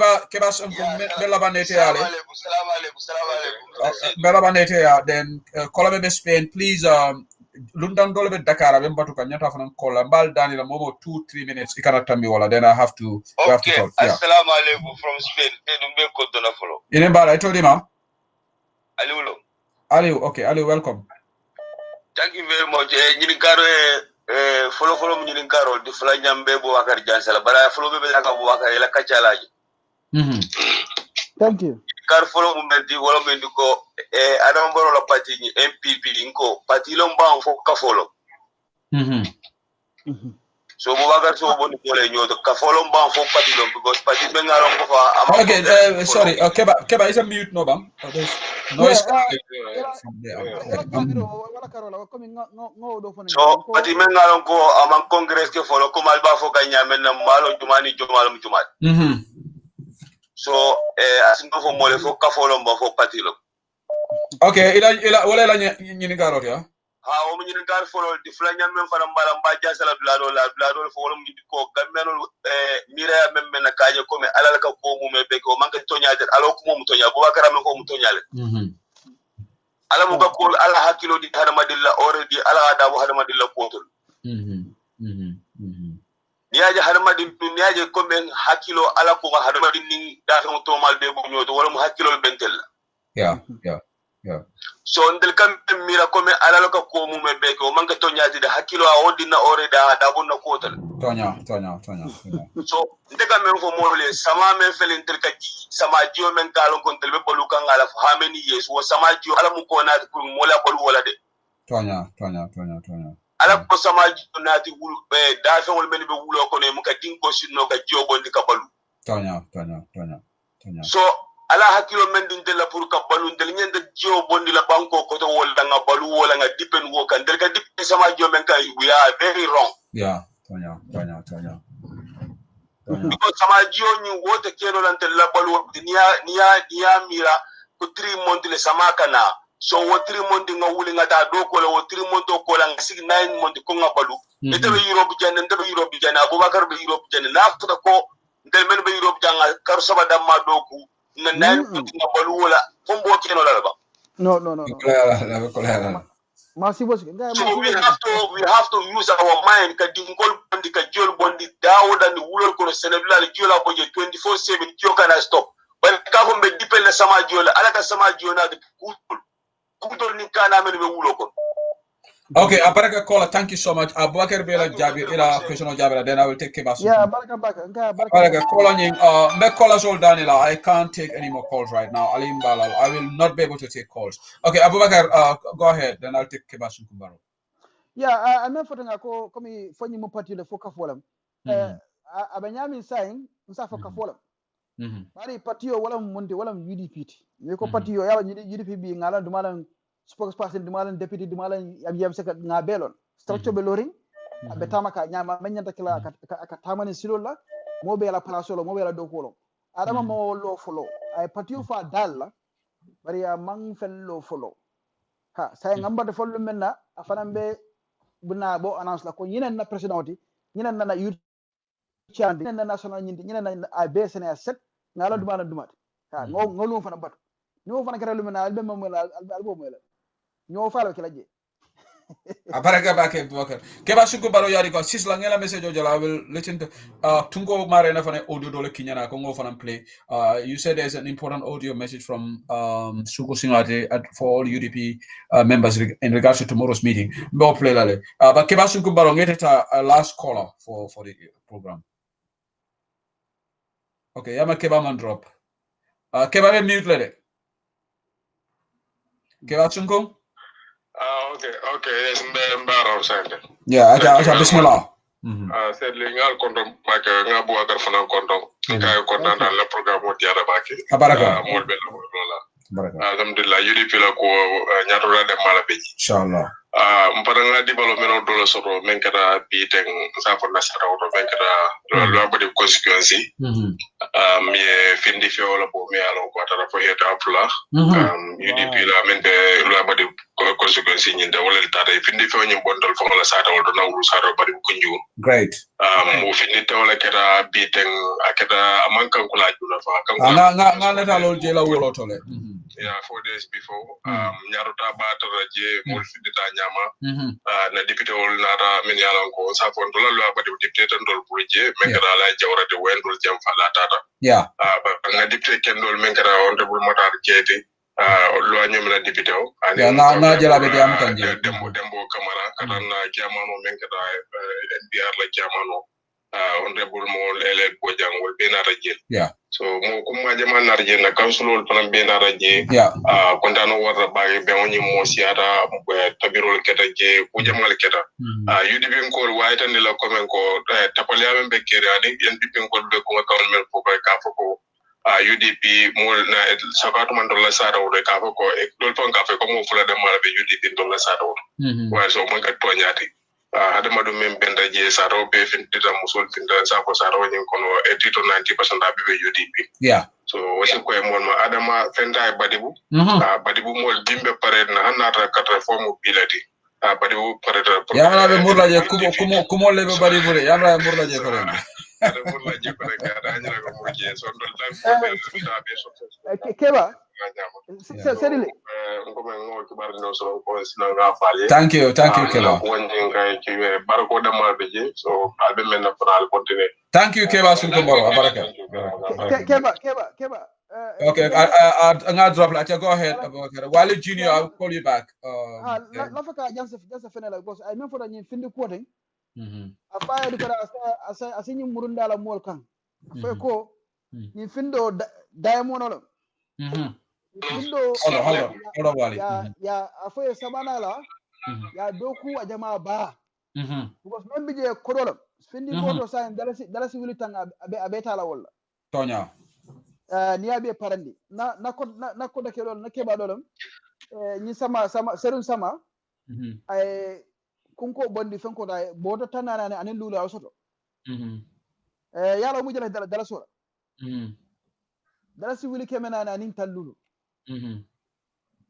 450,000 dollars worth of findo so alala mol diamundi ko dolam men sala sate nafa kelleke sate kunkol men be laari njal bike do ku al kafu nyoma aliyo kunkol ya beke findoti yo ko di baso je ko do men ko be ban kon be sate nafa la fan la fa ko ka jansa wala je rek please thank you okay abaraka bake Wale Junior go ahead okay so limbele la mo lalbe konto na non 2 minutes drone mo lapta ko le fo jang fo mo ya fam to mande ñing ñamina isla election ñing na ko ñing UDP man tak dia am kanje adun to lafta ka na personal campagne le start so lafta ka lo ni UDP man dare candidate ol blondi gandorong be ka fala GDC le ka campagne start be WhatsApp group créer la be ya lo ko be ñamina iske dundi je ke sensitize so lafta pour ko la ñi ngaro ke wala par modo e safele musa na kachata explain ñele ko aba abe detail so la sama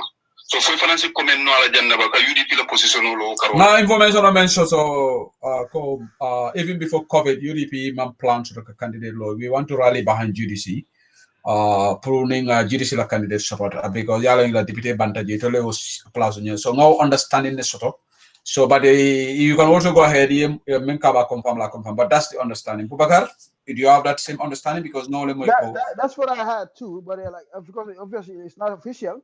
Yeah, it's not official. So it's not. We cannot because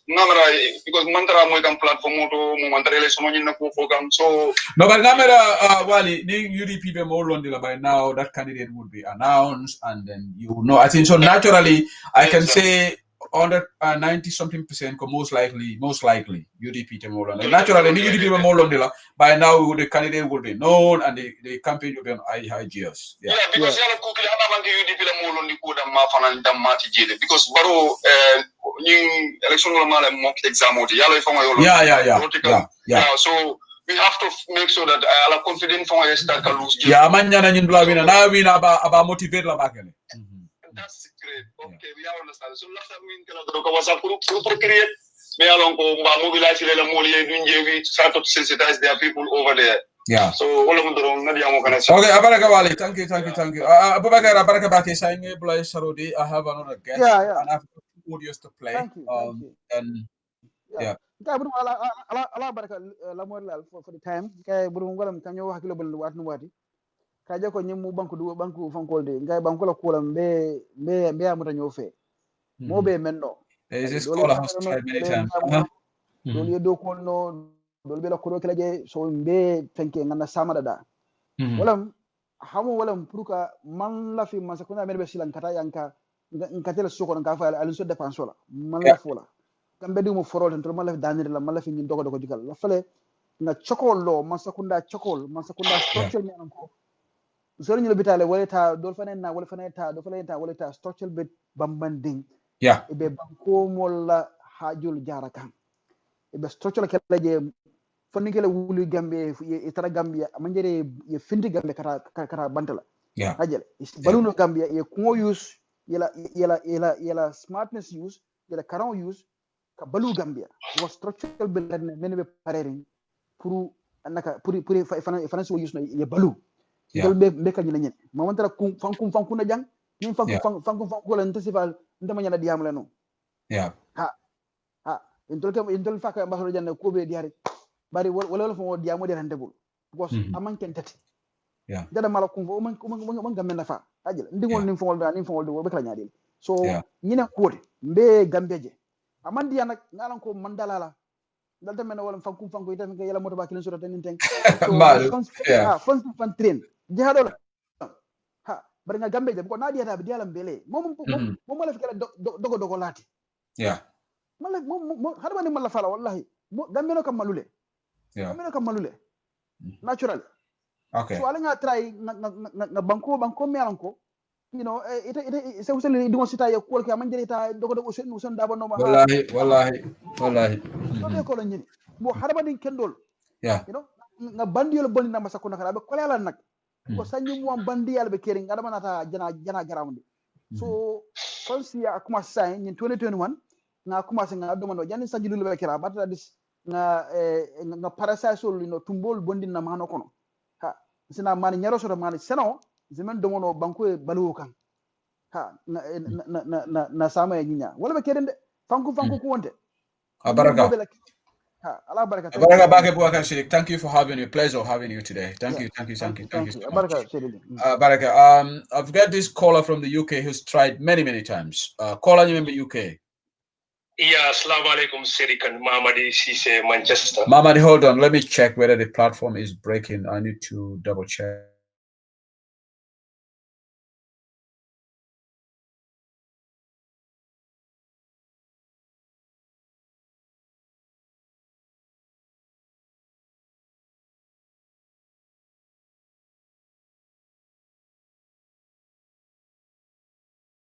Okay, go ahead, please. Yeah, Sedi Limbe Kontona Bake, Anila Luntango, Abubakar Siddiq, ala diamol betata baka lakatal fanambe chekurin bake. Abaraka. Molbelon di jama soto kanje, Abubakar ngaje Facebook, audio, video do bondi me along concerning about Central Bank Governor. Yeah.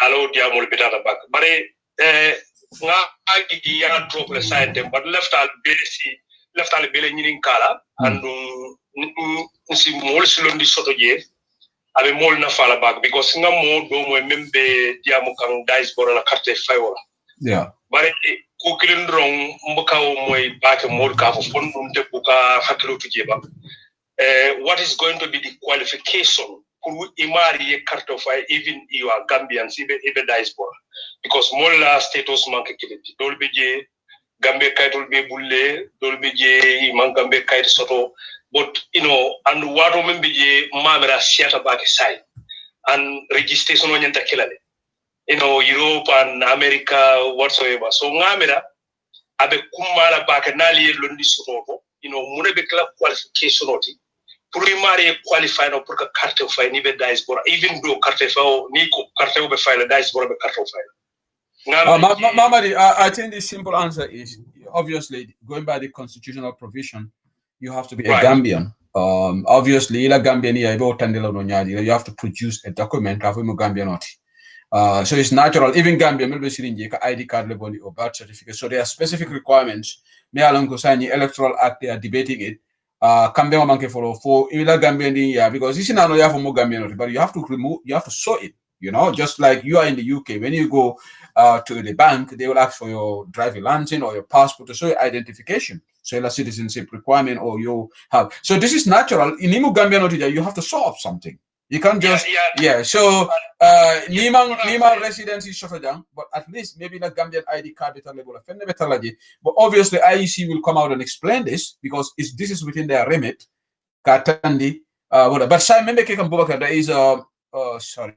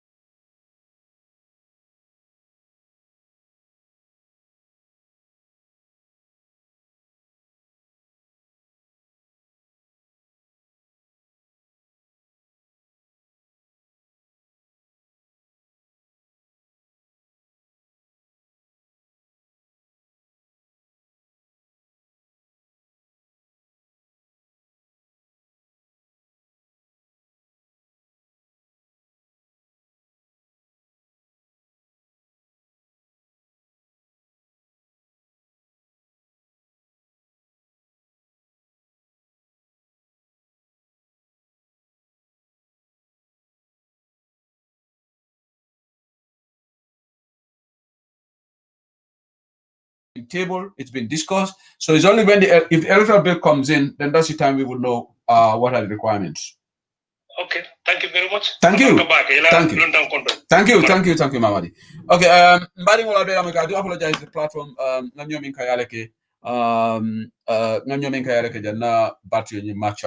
And I definitely have to apologize to my guest in the car because Maneketa Kajabe Dialing Nyanta maybe Menkela, I think I will have to apologize and reschedule him for another program because I think that's what I will do because I need to Alim Balangani audio play earlier because Tunko sent me an audio.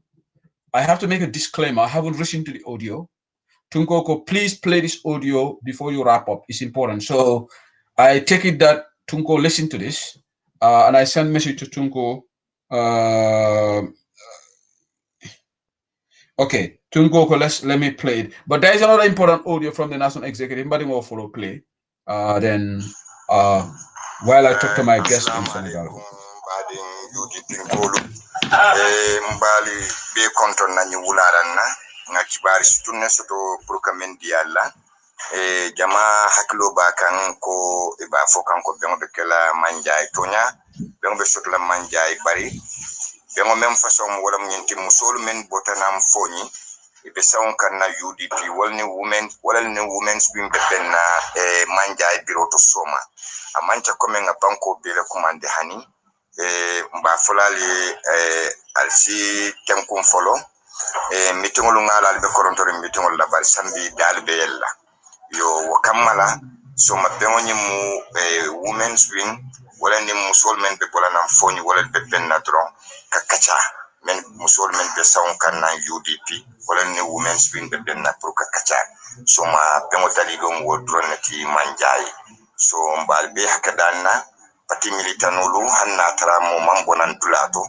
alsisi ale sabar folo sambi mama ma kawon be kumala mamma on be kumala wol kumata don bitum o silo bulata yo bar sayentem folo albesa lo wonyama comme nyimu o dronet so ma bitum o dronet ala baraka baken kawla sene andalma bawren jama baaje kan ko be wala be je bari kay tan dalla ko be woni manke o bem façon ala baraka baken.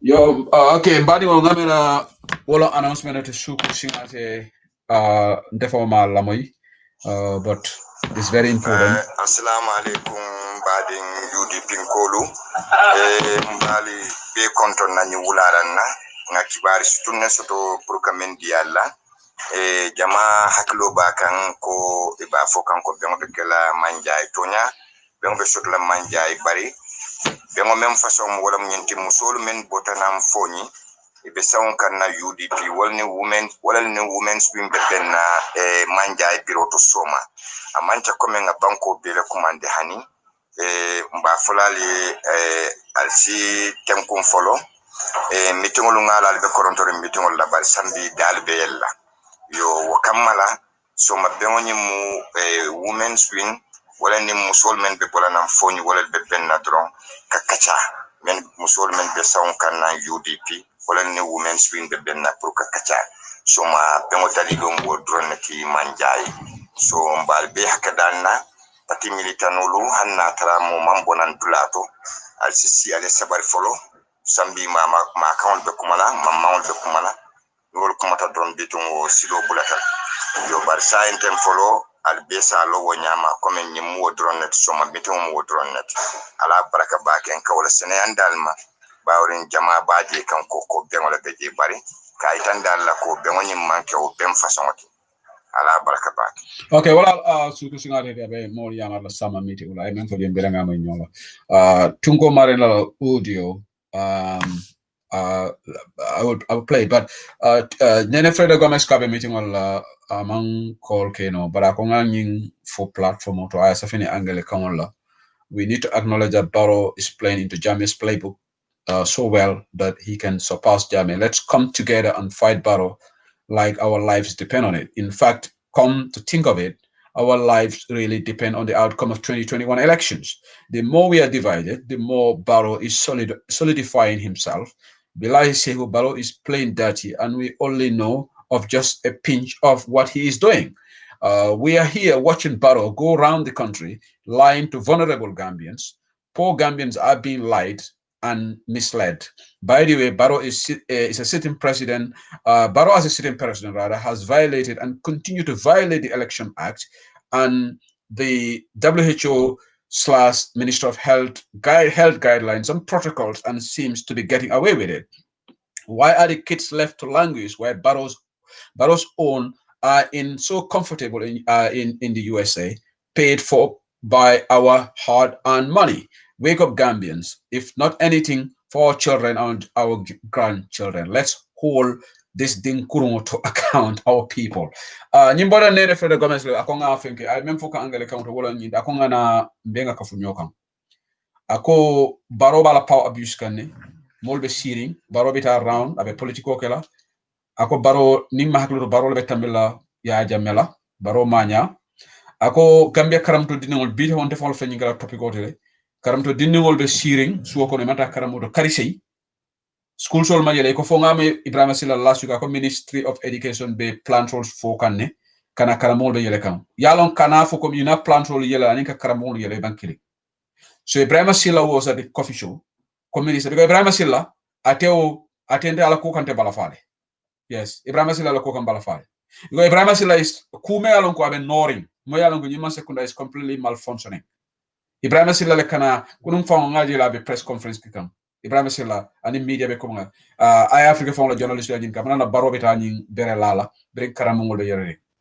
kuma info kuma kanam fo Ibrahima Silla trying to defend the indefensible so nene Freda Gomez be mfo ka jang ako baro dingol be karam baro dingol comme Boubacar Sidike men fo jang kuma kili ngolon dro baro ya dingo saba America le wobe karam la so Gambia karam nak baro be ke kan ako molbe be siri be baro jibe kan abe election la Ministry of Health guidelines hol ani WHO la guideline ko baro ba be le bruka kan alkaje le kafoka gada NPP iko covid lebe kering anu barobe political la alin kana chahan barobe political abeni hire kan ko kata berelal Ibrahima fa mistake tela ka foko nyimo constitutional requirement lati for Peter Gomez correct akay ko nyima constitutional requirement yes president sidano berelal but in a seat of nimma sekunda sobe olom e the situation me algo tela karamuto dinimo wala ko nyanda kala priority and yalla mena Gambia weak journalism la shot wallahi nintebe Ibrahima Silla nyini kala nyina mba nyini kala follow up question menna Ibrahima, why would the president go at Berelala when the schools remain closed for Barola or Berela? What kumayata? But journalism, Gambia journalism, sometimes I pity, and I think Gambia journalism is inyante formal elevator because sometimes a question of don't take a jahali. Why can they hold these ministers to account? Well, I'm Peter Lafina, I'll debate organized ni Ibrahima Silla tema. This is an open. I want to have a debate with this minister. Mbaka Halifa Salala quality debate. Because nyuru ya America ika mul nyaku talaka no biteka nonsense garbage. President man nyana tala berela while the schools are closed is yabate lom. Yabate man tambala dinding 700,000 kids are still at home. Lumol be surrounding. So Adama Barrow is conveniently going to Basse, is going to Badibu, is going to Kerewan, is going to Hakalan, Kaberolo and Wobero from Amabondala Jusukumoto. But Adama is not doing it sincerely. Adama Benyum Berela la Pruka vote for Lesotho because reform next year is all political. So Ibrahima Silla lacks the honesty. Ibrahima Silla is a disgrace to Gambia. I'm going to say this. Sometimes what is going on. Adama should not be on that Berelan Karamul the year. Anyanta menkala Karamul follow yele. Diningoleta Murubak, the Nabida Berelak. But it means Ali Adama convoy very expensive, high maintenance cars. Pour que il essential ni moto da jawol adama ni convoyal nankata ani wala be farantanta la dulal beto bare garambe dinningolu na future leaders karambungo wala la ko nyande kala priority ni minister you what your salt bare adama e kuriya kare Ibrahima Silla sa justify because be mal la fika jinin pala salt wala la ko kante bala fala kunu ngajala la face mask ba kuna But hani be press conference level official kono Ibrahima Silla ela face mask bondi. Gambia face mask is for public. Amanke go be official kono alka face mask dum. Yeah, in the office fanatala modo is next to you. But if you are doing a press conference, even interview for another face, right now I'm here. I don't need to wear face mask. Men up bun kono janne. But in the modern supermarket or nga dunjele. But the Gambia like kaje wolum fana ngaje health minister samate fana be interview la ala face mask ba that. What's wrong with Gambia?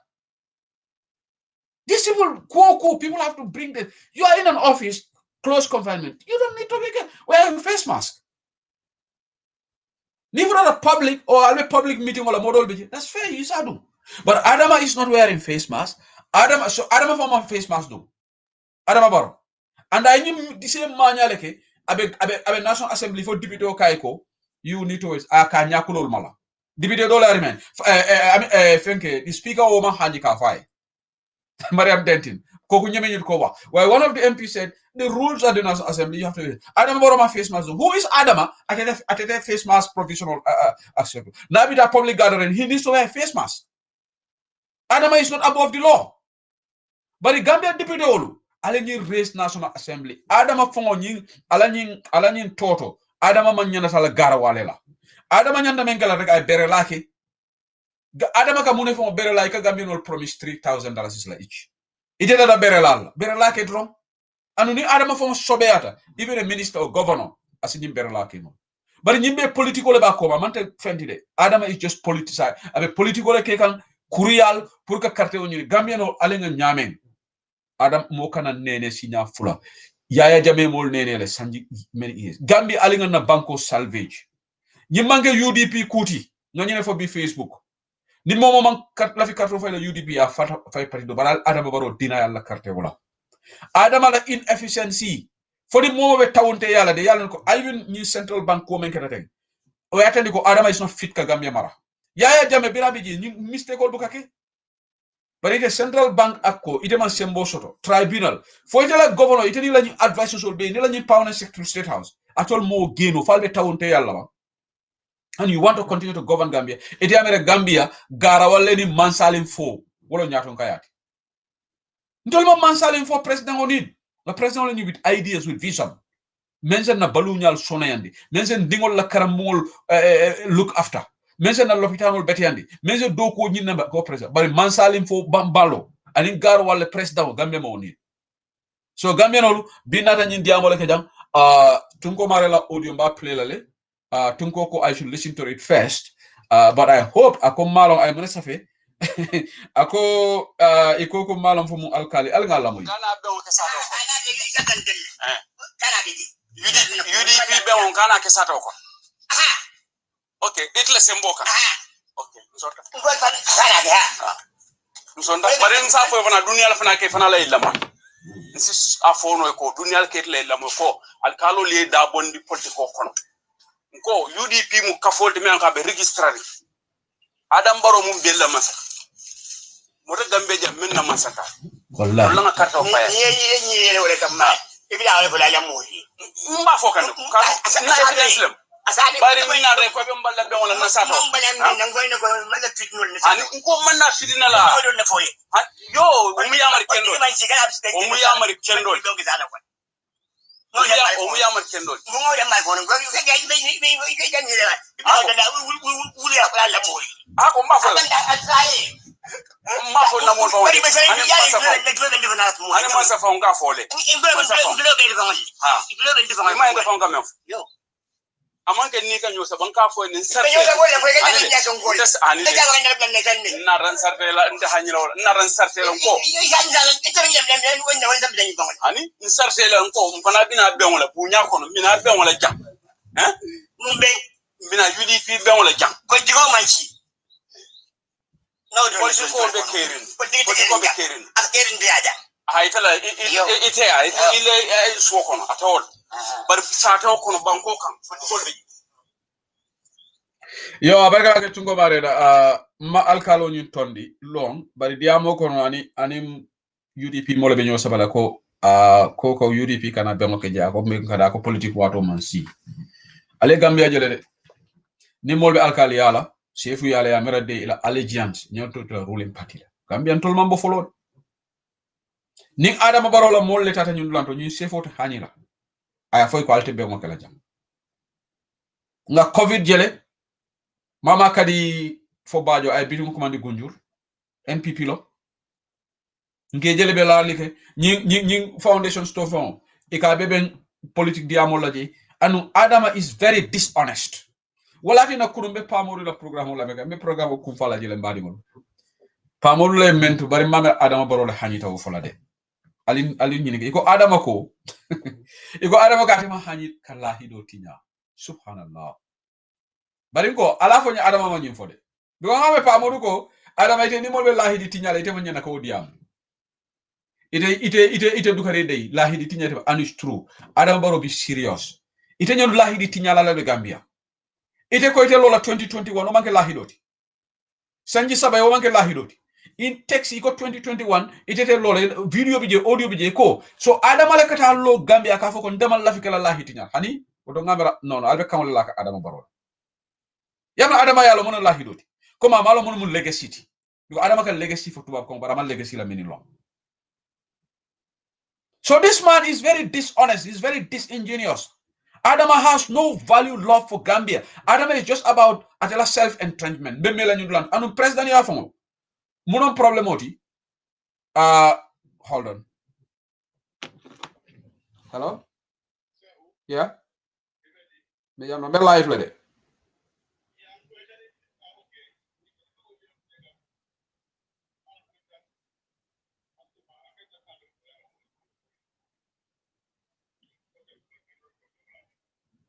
Well, Tungola Shinyang, so wala na akong play. So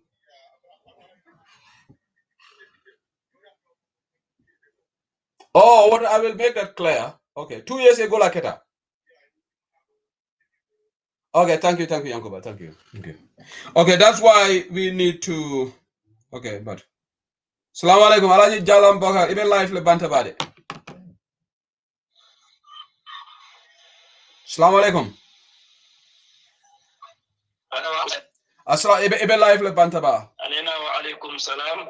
Yeah, nga message obule nga fo ko nge bolo say ha nge bolo say nyanda na wato mena su tarre kala so be program la for another edition but by be live is a diam no like Wonem to nya tinga science na pang mbota message o ni la moy la wala tin na nge kliten ha inshallah rabbi so nsa ke nge program ko denge ko another day asi no ni atra tenten no nga kacha ka betata le parce nya so do bembulle just coming program wala wato mentira je wala man siya daron so ibajalante diam jama kala noje wala na lafita prungi minute jon kondo about 10 minutes nyona sutaji minute tam si domandi nyambas no okay domandi nyambas okay domandi nyambas yeah yeah so isa fo moli itom juma ngala mol ke diam kam moy WhatsApp audio tele but tumando dolbe la moy kan itolon jumadi ngame be Dakar le kodi wala mbe Dakar le Jalam Bakari Fati to marufo fomu Bakari Fati lati mi alon ko wuluta marsasule 1964 wala mu 64 na français kam fo donc nata si Kaolack fama bije nata crown tamit Gambi 1974 ntata je 81 sate mi kafay kombo asori dabo kunda famioto ila talibo mi kafay Cheikh na Dramé karanta wala bulu kombo asori mbije fo 81 kukwela kudeta sawne mo potaje sabante potaje tilkilim fula sun karo masako kitimo wotembolem kudeta nata ke 81 kudeta ber fanan wonin sayentema safo barola nye sirune mu famata Gambe bal jannim baro kasi sanji labawno min keta sanji woroti janniya jamela mansa ko kumfa karo kare ngata Gambile sinya kelim fula alhamdulillah kaje viste bade on mi bije parce que Gambi na alen kharaje ngam sosoto je ko mbotanje na dimbayata na dimbado bi bakote fatabarakallah tenten ning muso nyim fong bi janne wala mu Jalam Bakari Fati si présentation min keno tenten baraka bake Jalam Bakari Fati la kachaka diabole audio to ika kuma kende balefo but ba wato tije anu ngalo be setula ko denke ena lundo se kachaka kono fan lafle briefly yedo man info moli munayte intérêt Gambia la politico to science ko juruni jamano ika diamo barola kola bakele Adama Barrow ala munayte disappoint yo ika support le no wati tambita wala be waro Jalam Bakari Fati akan bake tumo minna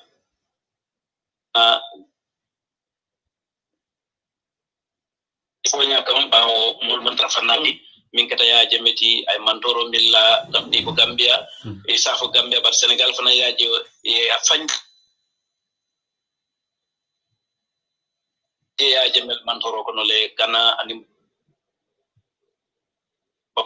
bi mi yaran ko han Allah subhanahu wa ta'ala annana man la fi khadmatuna niyo kasara o man qatala mu'minan fata'amida zawuz hannama momolo yo ke salo be Allah dan kam molle kono e be Allah jusbo molle kono woto nen ko min bo nyama ka kumo osutia comme mbiye amansia wato mbagolu nyambaslal dron lundo sina programme ta spécialement lafta min fala nimbanta bato ngafo niaje bi barola ko e jikilate ay kamfandi ay niotora ay ndimin wato be mumela nin jamta suru moto molukaji wala nyama ya mira man sa kew min be ko ya jemme gambe duni en ni wala ka beke ya jemme molto safe kona gagneta abul mul be bon la duniyale ke fondila dimba alla wol ko banko jarte ye ala inata yete tombon e koy banko mo golu nyafita ita manne ñaati lingu banko mo ñafita ko la fo banko mo hadaño ne kamfando ninka banko be jamfati tibula ba kilinna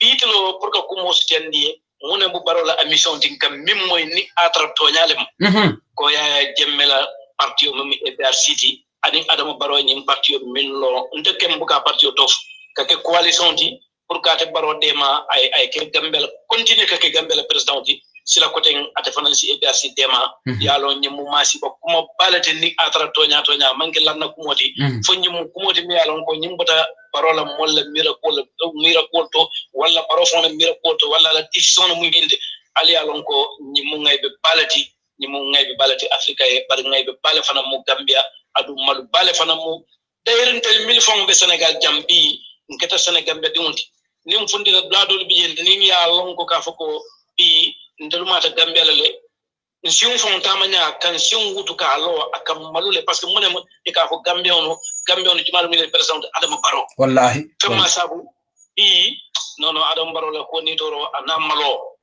moma adama baro kanu mi jalam bakar sika tambala bar adama baro banko samba kan nyamin ntede ala yalon kilalo nen ta fasla katun ate kunde nga danile nga yamari mbatata bari molu mil babare ka sembentuya hani bi be continue la ke danike yamari ci fere ke adam baro ina bari ala lafle ni ite be dakale ba do ba fokan ko Macky Sall ba tulo ko to Macky Sall ka control Macky Sall ka advice yalo kuma de inte ka moy molla la te wala ma gamba nded la no ko la yalo men ka nyum foko o ngol kan to kero ni bambo ni ngana la ke ya ne la banna Macky Sall ni Senegal ni CEDEAO ka finyo kan ni coalition ni Adama Barrow ka ya jemme kele ka bay bango kan ni o ya jemme te bango kan bi ngana ji ko Adama Barrow be ya jemme la mission sembentu yala be ya jemme la ko semu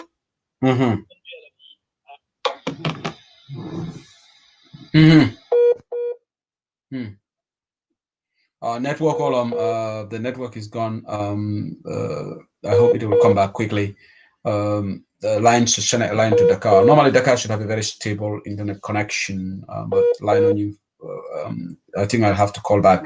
But very important announcement kala jambe disclaimer kala no audio men play jam because I understand ko tungo yo audio men kinye iko sanji fulala wakata. So we all have to be careful. Audio ninga moy alinkala cool investigate. Akeda sate momento mol content le ko manyana play la as jahasero somebody ko kula men kala sanji fula komanto. So wa alaikum salam line fengera. Yo wala mto nyati wala tinna ntasim badin gambia diunu dane no minna wala mo nyindi o kuma kan askeno ko kumoti askeno dil kuma kanti parce que adam baro be kol mil tamaka man ko kuloti fa ke lankena mati buti ali alon ne Macky Sall ni atra tonya ani adam baro bulo be miran killing Macky Sall man kol mil ka kata kol mil mira nasne ke na ka adam baro bulo ko ke wato ko Macky Sall man la fi adam baro la parce que han ke counseling Macky Sall ma ke semboti ke kudim famma jiole kono ka banko molu nyininka fon yala woto malata ni Senegal la ni khalif general olia min be ko Touba Ndiassane Tiawon alni sita kalmama famma joni ko kono ka foy ha ndede laftan kan falinna ndel ko tembar ngaaje ko ni ngan kan falin abe kala kuti mimbe na manam kandi kanko nafala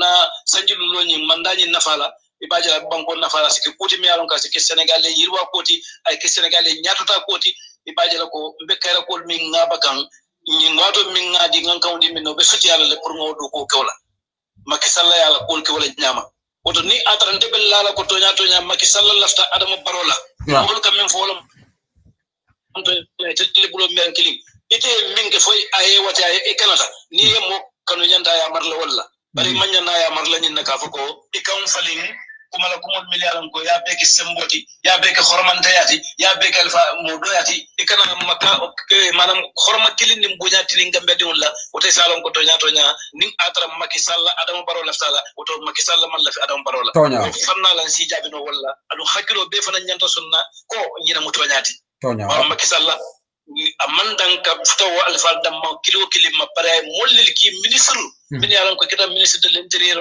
min mata bangor kono kunyalla ani ministre min yalan ko ibala do ko kunna ke kifo Casamance khalifa général be dawda ni sitale kacata amanna dawda manna ke referendum moti wallahi ate referendum okele exactly allo ay referendum okele Macky referendum okele Sénégal yo sa ni atra Adam Barrow mo moti mi yalan ko akam Macky la conseil la moy ngamira fana nyanta wala kala man ko molu nale sangi sabalafo bar ngal dani dukare ariyam fanyi ngana sangi loti mandi ngamira Adam Barrow hanne atra continue bala miroto Adam Barrow nyanda nyine kala barkata birika man be ngoje nyonnale manke ko kumati kasi so timba gamda diwni adiyata miye akoyata miye mbijanna fo 20 wallahi ani Adam Barrow e kam fandir ko min yalon ko ani ay kul militaire kilbo kilime yalon ko ni alman talla man so man jisuma bon ko kannon alman gambe ko diwnu kunku saliyola dombi ay iswaro mala dina bunton kol damontema walla iswaro mala politicien damontema walla iswaro mala siolu damontema katum benga nyinjele Adam Barrow la mansi akono sineo minga ke gambe kono bira dina kunda asi kunda a politique kunda nena maji Sénégal maji Mauritanie maji Guinée maji Mali ite alfa min be ko biite fon kam min fo wala mum fati ko fa na fata fa e man kuno ta ala kiti wala barna la ko ratum bunda ite di wona kati bali ala mod ko be ko hakkan e mo to nyati ite kana muru kam molu jo solo fono parce que bi ni molu kal lo mitin mi yalan ko Adam Barrow ya organiser be siring a nyaabe mo kam min kal lo sen da bon nen ka bulala bulanya jawla Adam Barrow man ku kewta man ku yasi fak ika jele foke si untu banko ka bulo fay nyonka wallahi Adama Barrow mum president sifalati amu nyaato ke sifalati woto ngajele ko Adama Barrow ndema kon bari yemba ya marol la kula ko mi yalla wala ba nafala banko nafala duno ni moli tikitele dunu ni fenna yalon ko ta sambanola sa ya fon musa yati mem dunya ko la be kum faronti amanke ngay beti ngabe bele kunna so dunya ton kaya Adam Barrow ko min so na samba ko anyama astala fojana lasilo be trango ko na be dunya bunya kon yajel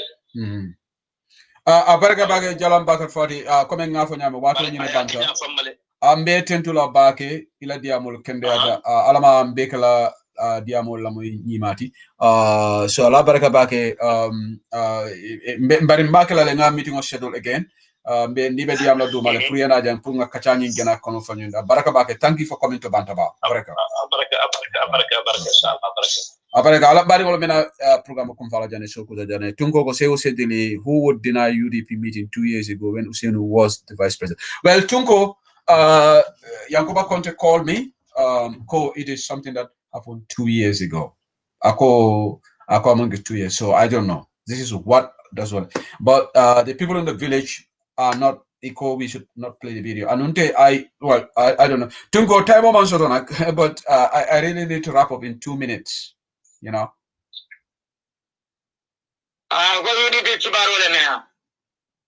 No, I don't have time. I need to go and sort something out. Are you live? I'm live, yes. Lot of contributors. This audio, I'm not too much bothered about it. I'm going to follow. Kadim Rasul wale acting. Okay. Ako nyang kong kanya for UDP la photo the slagal linde. So, but it moment ka for ko nyang kaka sanji fula komantol di fana eta ba yi verify bang. Jumali be balan na UDP mito kela start auto alkal jumali be balan na sanji fula komanto wa tara. Dabo was the country's vice president and Adama Barrow Moukia. Yeah, Wofana, to be fair, that is also a convincing point. But I will speak to Yankuba about it. Yeah, Tungo, point is very convincing. It makes sense. It's not logical. 2 years ago, this would have happened. Definitely, I agree with you. Yeah. All right. So Yeah. No, and then if somebody makes a convincing explanation, I don't like to argue. Because now you make a convincing explanation. So now it is the onus is on those people who are saying that this happened to for them to answer. You understand it? Because if another point is legit, 2 years ago, who so what was this couldn't have happened 2 years ago. I do agree with you. Yeah. Okay, right. Okay. Thank you, Tungo. So, thank you. I wanted to contribute. I'm gonna let you go. Yes. Unfortunately, somebody is waiting for me. So yeah. I will let it. I'll do it on my own program. Your own program is okay. Yeah. Thank you. Yes. Hello. Hello, Juma. Yes, you are live on the platform. You on the Sana Diva, Nottingham. Okay, Sana.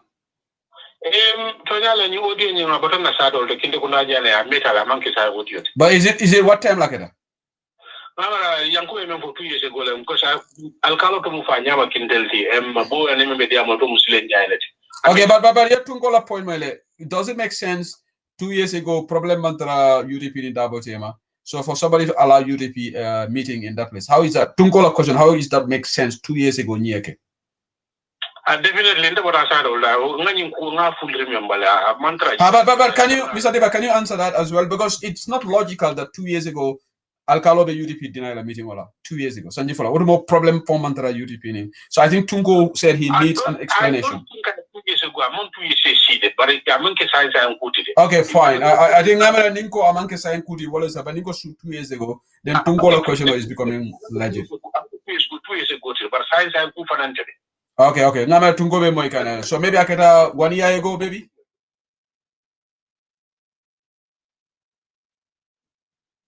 Okay, Sana Lino dropped away. But anyway, Sana, thank you for calling. Thank you, Sana. Okay, Tungo, you got the answer. I come maybe among 2 years. So, but the bottom line is, it's an old story, Lamanke scientist. So, thank you. The villagers are concerned that we played it, but this is the beauty of democracy. We all have right to react. So, thank you, Marinol Malton. Time is completely up. I'm going to wrap up the show right now, and thank you to everybody for being here on Unity Online Bantaba. We will wrap up the show here for another time. We got. Thank you very much. Thank you. I will be taking some break on a couple of days next week on the program should be on. So thank you so much, everybody, for being here on Beautiful and we keep talking and advocating for our country. Inshallah, we will be on the Tunkola program should be on Monday. For me, I may not be on Monday on Tuesday. So thank you so much for being here with me, and I will definitely take some time off next week. But the platform will be here. Wonderful, and Tunko will be here holding the fort. So I'll miss all of you for the next couple of days, inshallah. But then, obviously, we'll keep, when there's something urgent, obviously, I will come. If something urgent comes, I will come most likely Wednesday. So thank you so much, everybody that keep company. Thank you, Bukakar Sidijame. He joined me in very good analysis and always more colorful. Thank you, Wally Junior. Mealonko, a very program or record right now on UDP, Same UDP WhatsApp group for the live for the benefit of people in Gambia. And thank you to everybody that share the audience. Let's continue with the momentum. Let family members understand that it is not my interest or anybody's interest to castigate them. But our public officials need to be careful, particularly when it comes to decision making.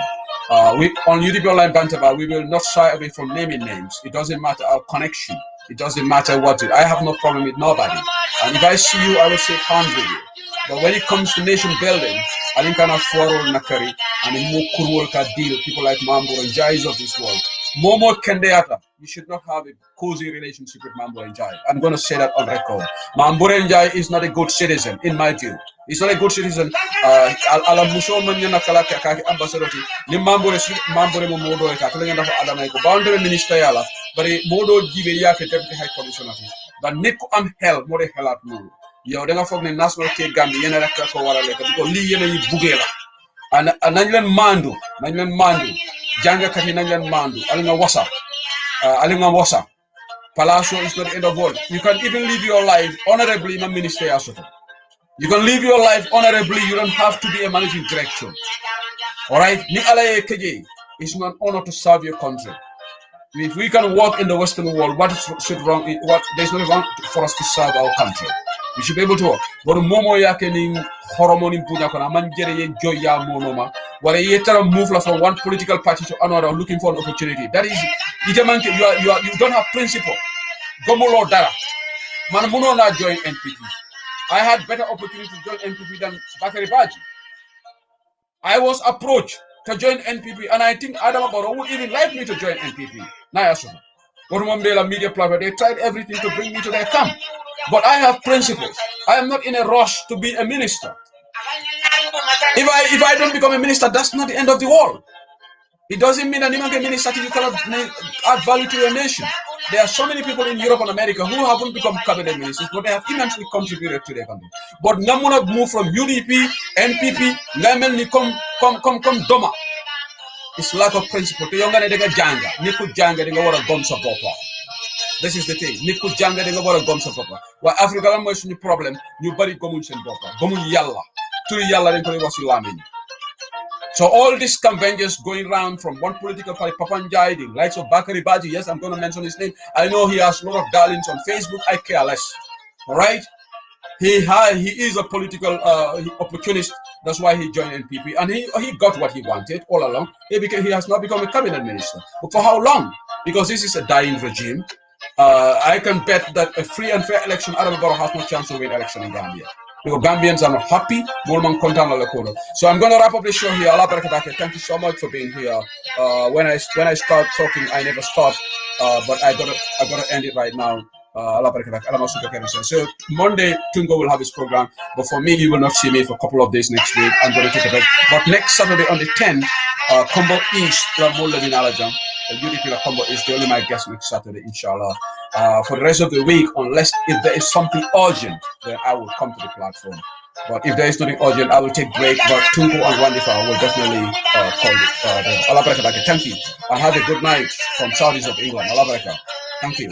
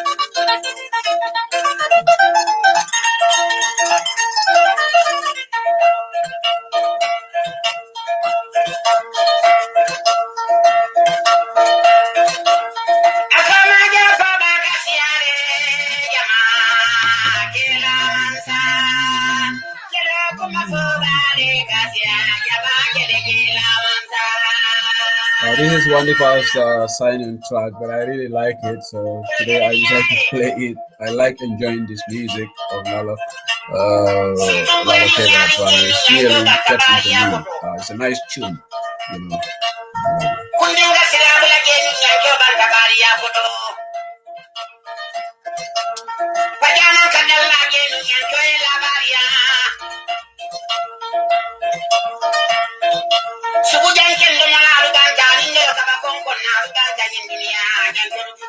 Ngo Marina, I apologize. I was meant to go out, but the plans changed. That's why I'm here. So I was going to go out, but the plans have changed. So I misled you. I was going to go out to pick somebody, but the plans have changed. So what I'm spending more time here, just to make clarification, because I did say that I was going to leave, but something changed. So that's why I have to spend a little time playing music. How about that?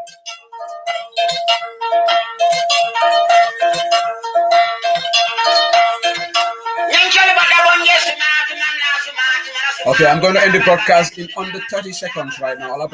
So enough of the music. I'm going to end the broadcast in under 30 seconds.